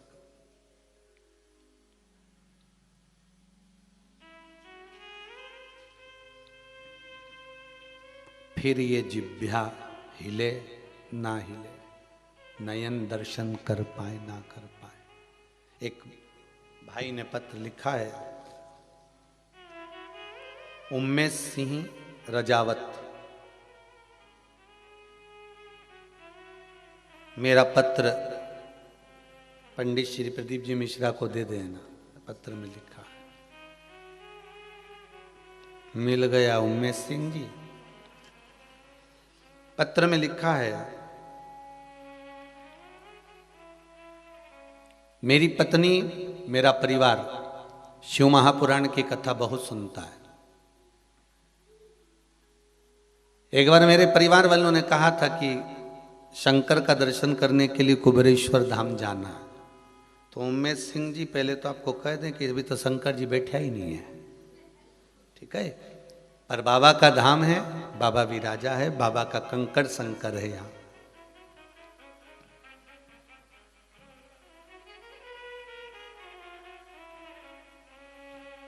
कोटा राजस्थान का मैं रहने वाला हूं।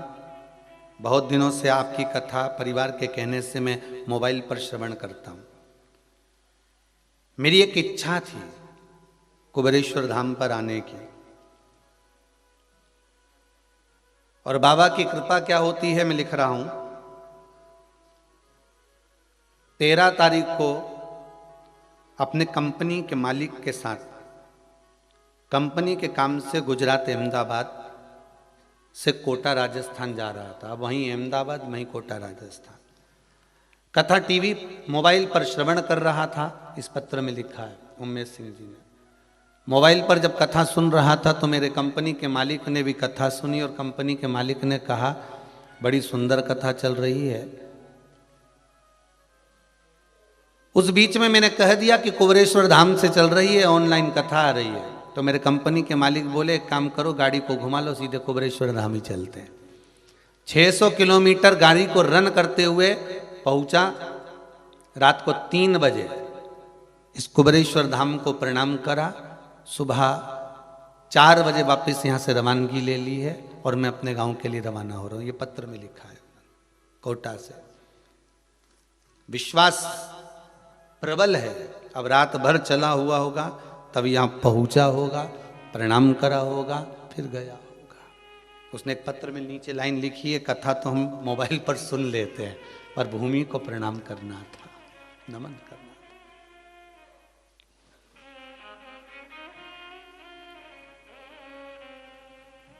कोई अलग घाट मेरे राघव जी ने नहीं बनाया, मेरे राघव जी ने विश्वास जागृत करा।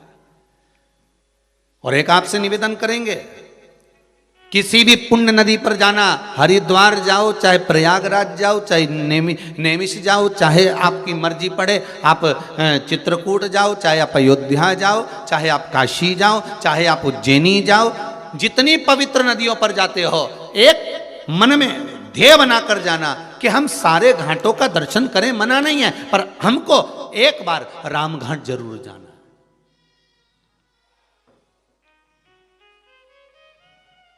तो लोग कहेंगे गुरुजी वहां तो बहुत भीड़ होती है, भले भीड़ हो, पर एक लक्ष्य बनाकर जाना कि एक बार हमको रामघाट जरूर जाना है। रामघाट क्यों? क्योंकि सारे घाटों में श्रेष्ठतम रामघाट को इसलिए कहा जाता है क्योंकि वहां सारे बंधन टूट जाते हैं। हमारे रामघाट पर क्या है?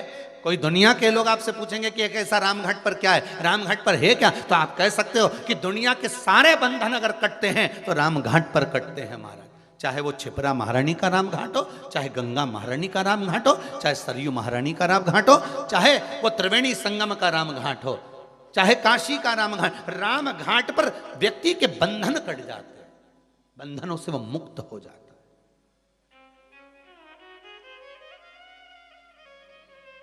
गोदावरी के राम घाट पर जाएं, चाहे यमुना के राम घाट पर जाएं, वहां बंधन कट रहा है व्यक्ति का। और बंधन कौन सा? कौन बंधन? क्यों?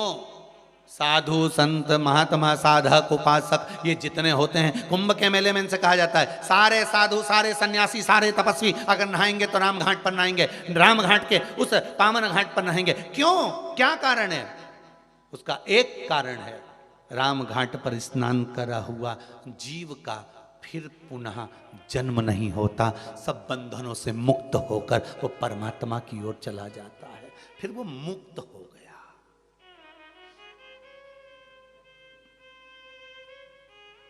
वो मुक्त है।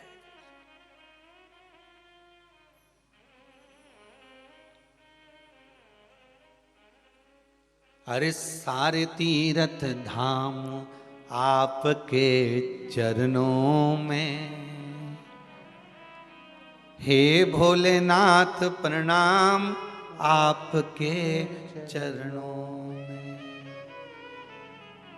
सारे आप उस राम घाट पर अगर पहुंचे हो तो बंधन से मुक्त हो गए महाराज। और बहुत बहुत धन्यवाद तीनों यजमानों को, मंगल परिवार, गुप्ता परिवार और शर्मा परिवार को। आज राम घाट की कथा करवा कर आपने लोगों को राम घाट में निलवा दिया है। राम घाट की कथा श्रवण कर कर आपने घाट पर स्नान करा दिया।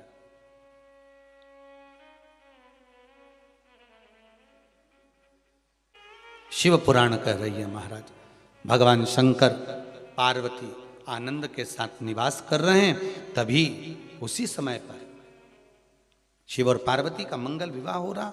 और मंगल विवाह के समय पर कल कथा में अपन ने श्रवण करा था कि पार्वती मैया को क्रोध आ गया। और आज भी वो गौरी कुंड जो हिमाचल में विराजमान है, आज भी वो गौरी कुंड के पास से अगर कोई गंगा का जल लेकर जाता है तो वो गौरी कुंड में उछाला जाता है। उछाल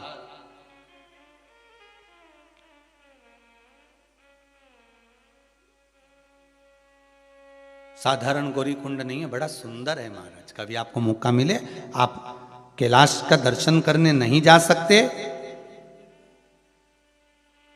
आप अगर चीन पहुंचकर कैलाश का दर्शन नहीं कर सकते तो एक बार जाकर आप मणि महेश का दर्शन जरूर करना। बीच में गौरी कुंड पड़ेगा, फिर मेरे मणि महेश पड़ेंगे। भगवान शंकर जैसा कैलाश पर्वत की शोभा है वैसी मणि महेश की शोभा है, वैसी मणि महेश की शोभा। एक बार मौका मिले तो जरूर दर्शन करें महाराज। भगवान हिमालय राज अपनी पुत्री को ले गए और अपनी बेटी को लेकर भगवान गए और भगवान भोलेनाथ के साथ में विवाह करने का वचन देकर गए हैं हिमालय राज। और वचन देकर बेटी को लेकर गए, चलो पार्वती चलो, मैं तुम्हारा विवाह शिव के साथ कराऊंगा, मैं वचन देता हूं आपको। पार्वती जी कहती हैं, पिताजी मान लो मैं घर गई और आपने कहा कि मैं शिव से विवाह नहीं करूं। नहीं बेटी, मेरा वचन है, आपने शंकर को राजी करा है, शिव को राजी करा है, तो बेटी मैं शिव को ही ब्याहूंगा। और निवेदन है, पार्वती रूपी इस मन को कहीं दो मत दो, पर शिव को जरूर दो, शंकर को दीजिए। ये मन, ये आत्मा, ये चित्त, ये आत्मा ना तो जलती है, ना कटती है, ना जल में गीली होती है, ना सूखती है, ये अजर और अमर है। तो किसी ने कहा कि भगवान शंकर पार्वती को कथा श्रवण कराए, तो पार्वती ने कथा श्रवण करी। पार्वती मैया ने जब कथा श्रवण करी तो उनको निंद्रा आ गई, निंद्रा आ गई, पार्वती जी सो गई, उन्होंने कथा नहीं सुनी। पर शिव महापुराण की कथा कहती है, ये मन, ये चित्त, ये आत्मा अगर परमात्मा में लगी है तो ये अमर है, ये अजर है। ये शरीर भस्म हो जाता है, शरीर जल जाता है महाराज, पर आत्मा अजर और अमर है। तेरी कृपा बिना न हिले एक भी अणु, लेते हैं श्वास तेरी कृपा से तनु तनु। हे गंगाधार मुक्ति द्वार ओमकार तो, भोले ओमकार तो, आयो शरण तिहारी शंभो तार तार तार तार तो। हे भोलेनाथ, हे त्रिकालदर्शी, गए सुंदर आनंद में भगवान शिव के विवाह की तैयारी होने लगी। आज मां शिव विवाह के लिए श्रृंगार करने गई है। एक जगह तप करा तो गौरी कुंड बना, दूसरी जगह तप करा फिर गौरी कुंड बना। अब ये गौरी कुंड कौन सा है? केदारनाथ जी जाते हैं तो उसके नीचे पड़ता है। ये गाड़ी का, बस का जो आखिरी पड़ाव है वो गौरी कुंड ही है केदारनाथ जी जाते समय। और उसके बाद में फिर जो चले तो पैदल पैदल चलते चलते चलते, चाहे तुम वो खच्चर से जाओ, घोड़ा से जाओ, पालकी में जाओ, मर्जी पड़े तुम पैदल जाओ, वो तुम्हारी मर्जी है। अब माता पार्वती श्रृंगार करने चली है।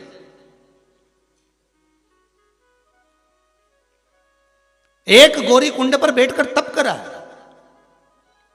एक गौरी कुंड पर बैठकर तप करी है, और तप करने से भगवान शंकर को प्राप्त करा है, शिव को प्राप्त करा है। और अब की बार जा रही है वो गौरी कुंड पर इस श्रृंगार करने के लिए जा।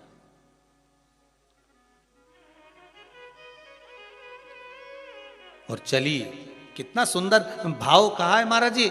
सत्संग ने मेरी बात चलाए, सतगुरु ने मेरी कीनी रे सगाई। देखिए जरा ध्यान दीजिएगा, रुक्मणी जी को नारद जी ने सत्संग कराया था, भगवान कृष्ण मिल गए थे।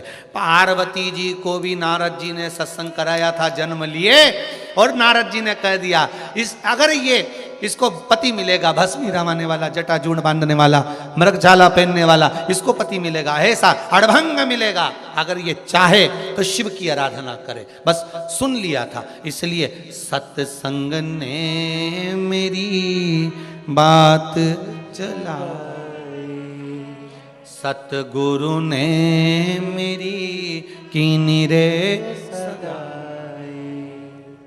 अब गुरु को बुला के हाथ लेवा तो करा दो, मुझे भोले बाबा की दुल्हन बना दो। आओ मेरी सखियों मुझे मेहंदी लगा दो, मुझे भोले बाबा की दुल्हन बना दो। ये मन, ये चित्त, ये वृत्ति शंकर में लगा दो शिव। उस गौरी कुंड में पुरुष नहीं नहा सकता, आचमन नहीं कर सकता, स्पर्श नहीं कर सकता जल को, और इस गौरी कुंड में सब स्नान कर। क्यों? क्योंकि यहां मां ने श्रृंगार करा था अपने परमात्मा के लिए, अपने पति शिव के लिए। इस गौरी कुंड में जो स्नान करता है उसको शंकर का दर्शन हो ही जाता है। ये गौरी कुंड, ये वो गौरी कुंड। उस गौरी कुंड में जहां पर गंगा का जल देखते ही मां उफान में जाती है, उसका जल शीतल है।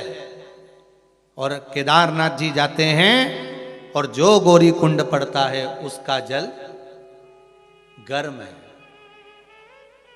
महाराज, गर्म जल महाराज। श्रृंगार किया मां ने, विवाह की तैयारी हो गई, भोलेनाथ बारात लेकर आ रहे हैं धड़धड़ाते हुए। त्रिजुगी नारायण की पावन धरा, कौन सी जगह? उत्तराखंड के त्रिजुगी नारायण की पावन धरा, जहां पर भगवान देव अधिदेव महादेव का मंगल मंडप बना है विवाह का। हमें तो ऐसा लगता है शिव जी की शादी भी आज के फैशन से हुई थी, हमको ऐसा लगता है। देखो है, अब देखो बारात हिमालय राज के यहाँ पहुंची, अंदाजा लगाइए जरा, हो हिमालय राज की नगरी में बारात पहुंची।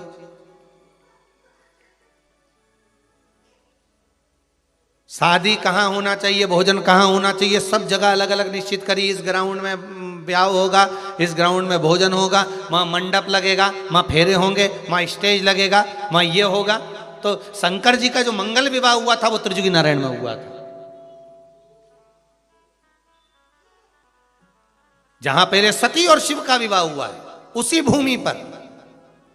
जिस जगह पर सती और शंकर का मंगल विवाह हुआ उसी भूमि पर पार्वती और शिव का छाट कर रखी है भूमि, छाट कर कि ये त्रिजुगी नारायण। और कोई साधारण सी भूमि नहीं है त्रिजुगी नारायण, जहां पर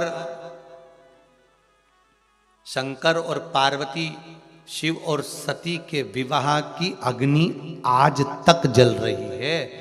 और उस अग्नि के पास के जो कुंड हैं वो अमृत की तरह है साहब। ऐसी दुनिया की कौन सी औषधि है जो उसमें ना हो। हमने कई बार कथाओं में वर्णन किया कि अगर बड़े से बड़ी बीमारी भी हो गई है, कैंसर जैसा बड़ा रोग भी हो गया है, तो घबराना नहीं है, शंकर पर छोड़ दो, महामृत्युंजय पर छोड़ दो। महामृत्युंजय का जाप करो, श्री शिवाय नमस्तुभ्यम जपो, पंचाक्षर मंत्र ओम नमः शिवाय जपो और त्रिजुगी नारायण का जल बुलवाइए और उस जल का आचमन करना चालू कर दीजिए। कैंसर जैसी बीमारी भी हो गई, बड़े से बड़ी बीमारी हो गई, डॉक्टर कह रहे हैं लास्ट स्टेज का है, तो भी एक बार प्रैक्टिकल करने में कुछ नहीं जाता। उस शंकर के जहां शिव और सती का, जहां शंकर और पार्वती का विवाह हुआ था, उनकी भांवर की अग्नि जो जली थी आज तक जल रही है, आज तक वो अग्नि जल रही है। वो अग्नि के जो भांवर डली थी वहां जो कुंड है, उस कुंड का जल मंगवाओ, उसको पिलाओ जीव को, थोड़ा थोड़ा आचमन कराइए। अभी तो खैर पट बंद हो गए होंगे, जब खुले तब बुलवा, पर हिम्मत नहीं आना। डॉक्टर ने बोल दिया लास्ट स्टेज का कैंसर है, ये है वो है, करो तो। हमने इसी कुबेरेश्वर धाम पर देखा है साहब, इसी कुबेरेश्वर धाम पर कि कई रोगी आते हैं, कई रोगी आते हैं, बड़े से बड़ी बीमारियां लेकर आते हैं, पर बाबा का नाम लिया, स्मरण करा, चल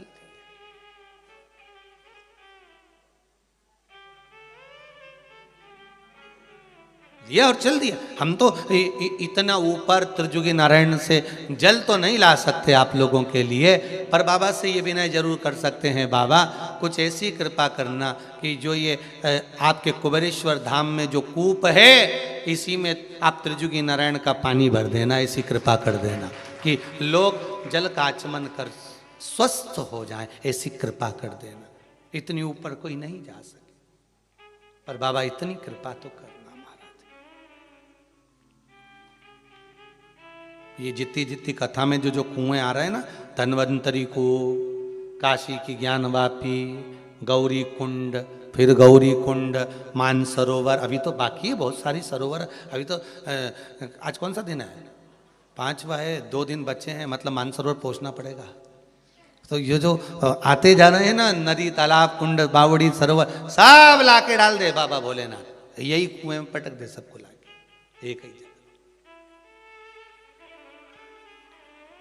महाराज जो आचमन करे उसको सुख मिले, ऐसी कृपा कर दे महाराज। सारे तीर्थ धाम आपके चरणों में, हे भोलेनाथ प्रणाम आपके चरणों में। हे शिव, हे शंकर, हे ओघड़ी, हे त्रिकालदर्शी, कैलाशी, अविनाशी मेरे भोलेनाथ। शिव मंगल आनंद करने वाले मंगल विवाह के लिए त्रिजुगी नारायण की भूमि को वहां पर निश्चित किया है, निश्चित।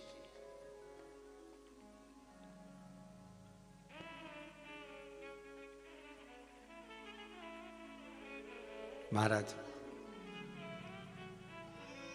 ब्रह्मदेव ब्रह्माणी के साथ, भगवान विष्णु लक्ष्मी जी के साथ, 33 कौटि देवता भगवान शंकर के मंगल विवाह का आनंद करने के लिए पधारे उस त्रिजुगी नारायण की भूमि पर। अब आपका आश्चर्य होगा, बहुत बड़ा आश्चर्य, कि त्रिजुगी नारायण में शंकर और सती का विवाह हुआ था, तो वहां पर मूर्ति किसकी होना चाहिए मंदिर में? जम के तो बोलो, शंकर जी और पार्वती जी की।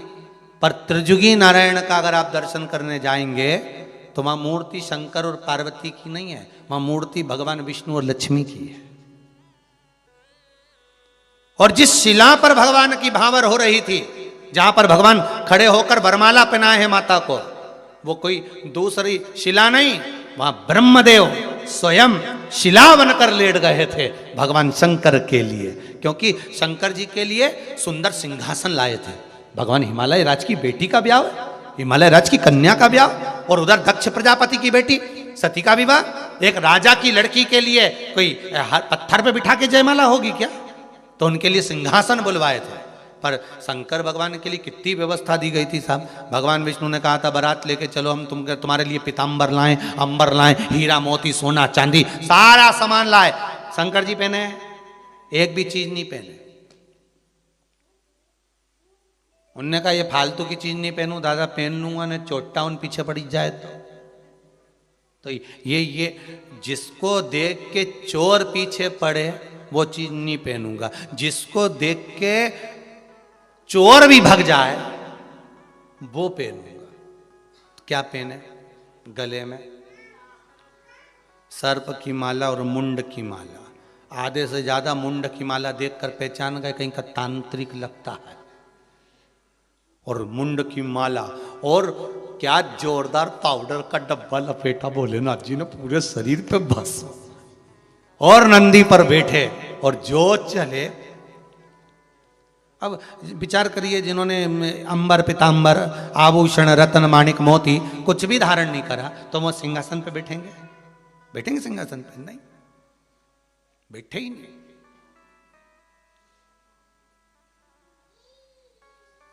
अब कितनी सुंदर बात है। कभी आपने राम जी के राज्याभिषेक का फोटो देखा है? कभी अगर मौका मिल जाए तो एक राम जी महाराज का एक चित्र है, गला पकड़ रहा है, एक राम जी महाराज का एक चित्र है। उस चित्र का अगर आप दर्शन करेंगे तो राम जी के सिंहासन के पास में सारे देवता खड़े हैं और बहुत सारे देवता सिंहासन पर बैठे हैं।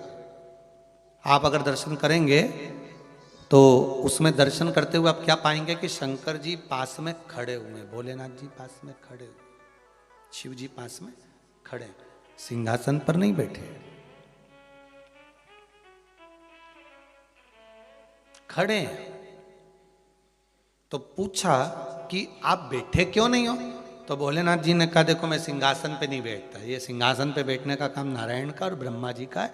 अपन तो अपना नंदी भला और ये कैलाश पर्वत भरा। सिंहासन का लफड़ा बहुत बेकार है। एक बार जो सिंहासन पे बैठ जाता है फिर उससे सिंहासन बड़ी मुश्किल से छूट पाता है। तुम तो वो सिंहासन को जान दो, अपन अपने सिंहासन की बात कर लो। जिस कुर्सी पर, जिस सोफे पर तुम बैठे हो और तुम इधर गए पीछे और तुम्हारे सोफे पर कुर्सी पे कहीं का के बैठ जाए, तब तुम तो वो सिंहासन की तो बात जा रहे, तो अपने इसी सिंहासन की बात कर रहे। बड़ी मुश्किल से छूटता है सिंहासन, बड़ी मुश्किल से। अब भोलेनाथ बाबा शंभू ब्याह करने के लिए, विवाह करने के लिए पधारे। महाराज आए, बड़ा सुंदर श्रृंगार है, सज के नंदी पे सवार बाबा भोलेनाथ पधारे, बड़ा सुंदर श्रृंगार करा। हो के नंदी पे सवार, 33 कोटि देवता हजार, चले ब्याने को गोरा जी को मेरे भोलेनाथ, हो के नंदी पे सवार। मेरे शंभू चले और जब पहुंचे त्रिजुगी नारायण में, त्रिजुगी नारायण इसलिए क्योंकि ब्रह्मा विष्णु और महेश तीनों यहां पर हैं, सरस्वती लक्ष्मी और पार्वती तीनों यहीं पर हैं।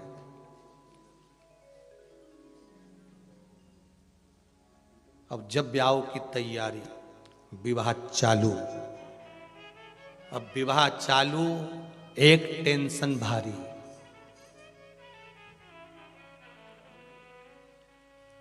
जैसे शंकर जी की शादी में भावर के समय पर टेंशन था, ये भावर के समय पर थोड़ा ना थोड़ा टेंशन जरूर रहता है महाराज। या तो किसी बैंड बाजे का हिसाब देने का होगा, या फिर कन्यादान का होगा, या कोई कन्यादान का सामान कहीं रखा गया होगा तो उसको ढूंढने का होगा। या भावर के समय पर लड़का लड़की वाले बैठे हैं ना, एक दूसरे को कमेंट्स कर रहे हैं, इसका पर टेंशन शिव जी की शादी से चला आ रहा है। और यह टेंशन साधारण नहीं था, भोलेनाथ जी की शादी में बहुत बड़ा टेंशन था। पार्वती जी बाजू में बैठी है, कन्यादान का क्रम चल रहा है, फेरे की तैयारी हो रही है, और पार्वती जी फेरे की तैयारी के समय पर भोलेनाथ जी से तो नहीं बोली, पर लक्ष्मी जी से कह दी, सखी ब्याह हो रहा है पर गड़बड़ी है। गड़बड़ी? कौन सी गड़बड़ी? एक ही गड़बड़ी है, मैं बाजू में खड़ी होकर परिक्रमा लूंगी पर वो गंगा सिर पे परिक्रमा ले रही है। एक गड़बड़ी है। गंगा कहां है? शंकर के, मेरे सर शिव के सिर पर गंगा है। अब अगर ये भी भावर ले लेगी तो अर्धांगिनी की बन जाएगी। टेंशन भारी है।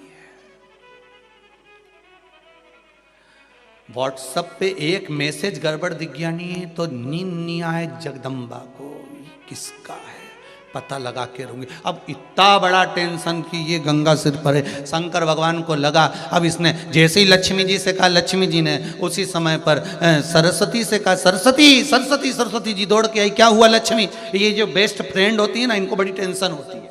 जरा ध्यान रखना, ये लाल साड़ी वाली कौन बैठी है उधर देख, बाजू में देख।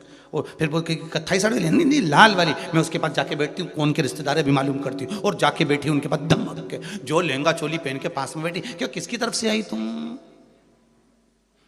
किसकी तरफ से आई? तो के लड़के वालों की तरफ से।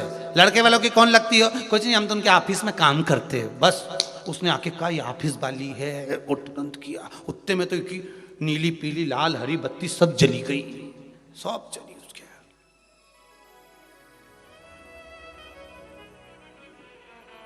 सरस्वती गंगा सिर पे है, शिव जी की भावर होना है, पार्वती के संग अपनी सहेली को दूसरे के साथ भावर डालते हुए देख लेगी। सरस्वती ने कहा ये तो गलत है। सरस्वती जी ने शिव जी को देखा, भोलेनाथ सरस्वती को देखकर मुस्कुरा दिए। शंकर ने कृपा कितनी करी थी, शिला पर बैठे थे बरमाला के समय पर, उस शिला को क्यों लगाया था कि मेरे मन की बात ब्रह्मा को मालूम पड़ जाए, और ब्रह्मा सरस्वती से कहते। शिला ब्रह्मदेव ने सरस्वती को बुलाया, सरस्वती को बुलाकर कहा क्या बात है सरस्वती? सरस्वती कहती है ये गंगा सिर पर है। शिव जी ने गंगा को देखा, स्मरण करा, गंगे कुछ देर के लिए ओझल हो जाओ, जिसका नाम है गुप्त गंगा। आपसे अगर कोई पूछे कि गंगा गुप्त कब हो गई, इसका नाम गुप्त गंगा कैसे पड़ गया, क्यों कहते हैं? आपने भी सुना होगा ना गुप्त गंगा। तो गुप्त गंगा का नाम गुप्त गंगा कैसे पड़ गया? शिव जी के फेरे के समय पर गंगा गुप्त हो गई, छुप गई।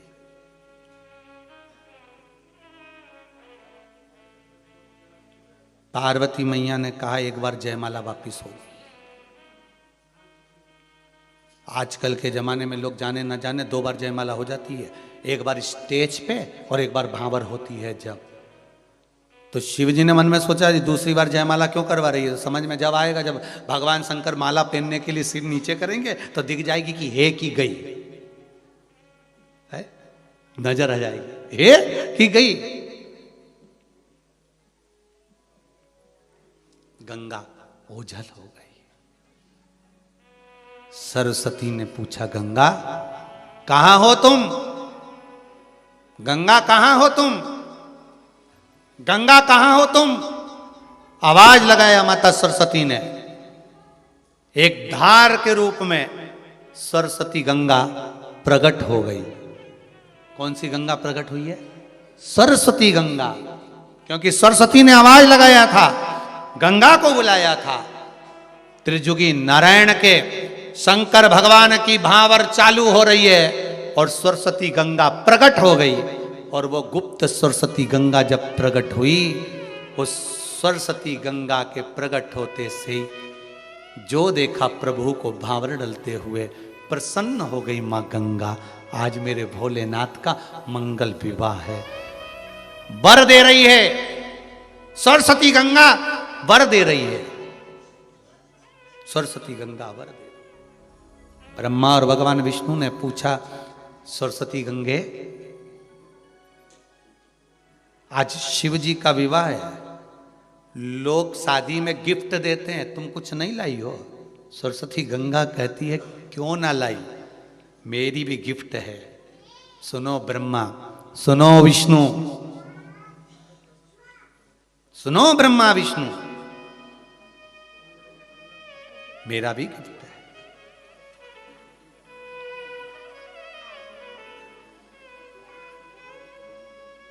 शंकर भगवान भोलेनाथ जब परिक्रमा करेंगे, भांवर डलेगी, उनके चलने पर जो एड़ी के निशान पड़ जाएंगे, उसमें मैं जल भर दूंगी, वो जल औषधि का काम कर जाएंगे। यही मेरा पुरस्कार है, यही मेरा गिफ्ट है।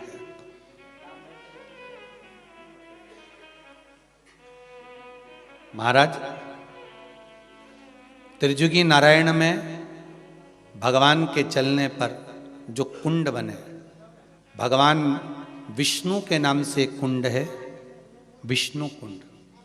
एक कुंड है रुद्र कुंड, एक कुंड है ब्रह्म कुंड महाराज, और एक कुंड है सरस्वती कुंड। और एक सरस्वती गंगा का भाव उन कुंडों में जाता है, बस वही कुंड का जल जीवन की औषधि बन जाता है। मेरा तो निवेदन रहेगा, कभी आप लोग केदारनाथ जाएं दर्शन के लिए, तो गौरी कुंड से लगभग 5-6 किलोमीटर की दूरी पर त्रिजुगी नारायण है, एक बार जरूर दर्शन करें। शंभु शरणे पड़ी मांगू घड़ी रे घड़ी, दुख काटो दया करी ने दर्शन आपो। ऐसा विश्वास है। भागीरथ बाबा गंगा मैया को लेकर गए थे कपिल बाबा की आश्रम, कपिल मुनि की आश्रम। गंगा मैया को लेकर कपिल मुनि के आश्रम में भागीरथ बाबा गए। महाराज, सरस्वती गंगा का सुंदर भाव प्रकट हुआ। रुद्र कुंड, विष्णु कुंड, ब्रह्म कुंड, सरस्वती कुंड, त्रिजुगी नारायण की उस पावन धरा पर आज भी वो पावन अग्नि आज भी जल रही है। आज विचार करिएगा जरा, इतने ऊपर से सब नीचे आ जाते हैं, अग्नि जलती ही रहती है, जब कपाट खुलते हैं तब भी। और कब से जल रही है, हम तो कहें अगर वैज्ञानिक रिसर्च करे, वहां से जरा निकालने वाले उस कालोच को, जो उस मंदिर में कालोच जो जम गई है, उसको निकालो और पता करो कि कितनी पुरानी कालोच होगी। जो धुआं वहां जमा है, उस धुएं का भी तो अंदाजा लगाओ कि कितना पुराना होगा,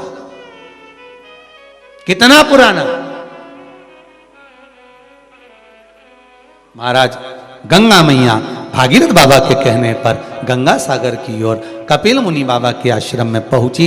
ऐसी सुंदर भाव से गंगा जी पधार रही हैं। भाव से हम भी बाबा की जटा में गंगा विराजमान हो रही है, ऐसे भाव के साथ में गंगा जी का हम दर्शन कर रहे हैं। भगवान शंकर की जटा में गंगा जी विराजमान हो रही है, उस पावन दर्शन को हम सब कर रहे हैं। बोल गंगा महारानी की जय। भगवान ओगड़दानी भगवान शिव आनंद के साथ में गंगा को अपनी जटा में धारण करते हुए, वही गंगा मैया आनंद करते हुए चलती है। बोल गंगा महारानी की जय। हर हर महादेव। सुंदर आज मकर संक्रांति की पावन कथा को सुनते हुए गौरी कुंड, रुद्र कुंड, विष्णु कुंड, सरस्वती कुंड, ब्रह्म कुंड का स्मरण करा। आज की कथा को यहाँ विराम की ओर लेते हैं। कल फिर आगे बढ़ते हुए, अग्रण की ओर बढ़ते हुए सुंदर कुंडों का स्मरण करेंगे। आज की कथा को यहाँ विराम देते हैं। हर हर महादेव।